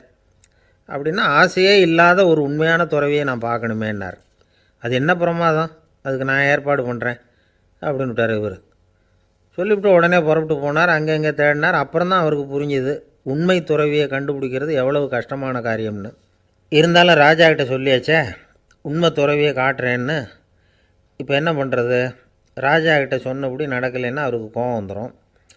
அமைச்சர் ஒரு யோசனை பண்ணார். அவருக்கு ஒரு வழி தெரிஞ்சுது. அதுதான் சரின்னு முடிவு பண்ணார். அதாவது அந்த ஊரில் அவருக்கு தெரிஞ்ச நாடக நடிகர் ஒருத்தர் இருக்கிறார், நல்லா நடிப்பார். அவரை போய் பார்த்தார். இதை பாருப்பா, எனக்காக நீ ஒரு காரியம் செய்யணும்னார். என்னன்னு கேட்டார் அவர். நீ ஒரு துறவி மாதிரி கொஞ்சம் நேரத்துக்கு நடிக்கணும். ராஜா உன்னை பார்த்துட்டு போகிற வரைக்கும் நடி, அது போதும். அதுக்காக உனக்கு 10,000 ரூபா தரேன் அப்படின்னார். அவர் எந்த காலத்தில் இவ்வளவு பணத்தை மொத்தமாக பார்த்துருக்கார். அதனால் உடனே சரின்னு ஒத்துக்கிட்டார். அமைச்சர் அரண்மனைக்கு திரும்பி வந்தார். என்ன அமைச்சரே, இன்னுமா ஒரு உண்மையான துறவி கிடைக்கலன்னார். உண்மையான துறவி ஒருத்தரை இப்போ தான் கொஞ்ச நேரத்துக்கு முன்னாடி பார்த்து பேசிவிட்டு வர்றேன். அவர் நம்ம ஊருக்கு வெளியில் குளத்தங்கரையில் உள்ள ஒரு ஆலமரத்துக்கு அடியில் உட்காந்துருக்கிறார் அப்படின்னார் இவர். அப்படின்னா உடனே புறப்படுங்க அப்படின்னார் ராஜா. பரிவாரங்களோடு புறப்பட்டார். அங்கே அந்த மரத்தடியில் அந்த ஆள் வேஷம் போட்டுக்கிட்டு துறவி மாதிரி உட்காந்துருக்கிறான். ராஜா நேராக போனார். அந்த துறவி காலில் பொத்துன்னு விழுந்து வணங்கினார். உடனே ராணியும் அவர் காலில் விழுந்தாங்க. அடுத்தபடியாக அமைச்சர் விழுந்தார். அவருக்கு தெரியும் இது நம்ம ஆள் தான்னு. இருந்தாலும் என்ன பண்ணுறது, நேரம். அப்புறம் பரிவாரங்கள்லாம் துறவி காலில் விழுந்து ஆசீர்வாதம் வாங்கிட்டாங்க. ராஜா அப்புறமா தங்கத்தட்டில் பொன்னையும் பொருளையும் வச்சு அந்த துறவிக்கிட்ட ரொம்ப பணிவாக நீட்டுறார். தாங்கள் தயவு பண்ணி இதை ஏற்றுக்கணும் அப்படின்னு வேண்டிக்கிட்டார். அந்த துறவி பற்றில்லாமல் அதை பார்த்தார். எல்லாத்தையும் திறந்துவிட்ட எனக்கு இதெல்லாம் எதுக்காக அப்படின்னு சொல்லி அதை மறுத்துட்டாராம். ஆஹா, உண்மையான துறவியை பார்த்துட்டோம் அப்படிங்கிற ஆனந்தம் அரசருக்கு. ரொம்ப நிம்மதியாக திருப்தியாக திரும்பி வந்தார் அரண்மனைக்கு. அதுக்கப்புறம் அமைச்சர் யாருக்கும் தெரியாமல் அந்த துறவிகிட்ட ஓடினார். சொன்ன பிரகாரம் பணத்தை நீட்டினார். இந்தாப்பா, நான் உங்ககிட்ட சொன்னபடி 10,000 ரூபா பணம் எடுத்துக்கோ அப்படின்னார். அந்த ஆள் ராஜா கிட்ட சொன்னது மாதிரியே எல்லாத்தையும் திறந்துவிட்ட எனக்கு இதெல்லாம் எதுக்காக வேணாம் அப்படின்னு விட்டாராம். நடித்த வரைக்கும் போதும்ப்பா, இனிமேல் இந்த நாடக வசனம்லாம் வேணாம், வேஷத்தை கலைச்சிரு, பணத்தை வாங்கிக்கோன்னார். இல்லைங்க, இது வேஷம் இல்லை, இது வசனமும் இல்லை, இது உண்மை. கொஞ்ச நேரம் துறவி மாதிரி நடித்ததுக்கே இந்த தேசத்து ராஜா ராணி அமைச்சர் பரிவாரங்கள் எல்லாம் என் காலில் விழுந்து வணங்குறாங்க. அப்படின்னா உண்மையான துறவியாக இருக்கிறது எவ்வளவு பெருமையான விஷயம். நான் உண்மையான துறவியாக ஆக போகிறேன், அப்படி முடிவும் பண்ணிட்டேன் அப்படின்னார் அந்த நடிகர். வேஷம் கூட எப்படிப்பட்ட விளைவுகளை உண்டு பண்ணுது பார்த்தீங்களா. நம்மால் ஒருத்தன் ரொம்ப வசதியாக தான் இருந்தான். ஒரு நாள் அவன் சொத்து பூரா திருட்டு போயிட்டுது. அதுக்கப்புறம் இவன் துறவி மாதிரி ஆயிட்டான். ஊர் ஊராக சுற்றினான். ஒரு குருநாதரை தேடி கண்டுபிடிச்சான். அவர்கிட்ட சீடனாக சேர்ந்துக்கிட்டான். அவனை பார்த்து ஒருத்தர் கேட்டார், நீ உண்மையான சீடன் தானான்னு. இல்லைங்க, சீடன் மாதிரி நடிச்சுக்கிட்டு இருக்கிறேன் அப்படின்னா. அது குரு துரோகம் இல்லையா அப்படின்னு கேட்டார் அவர். இல்லைங்க, நான்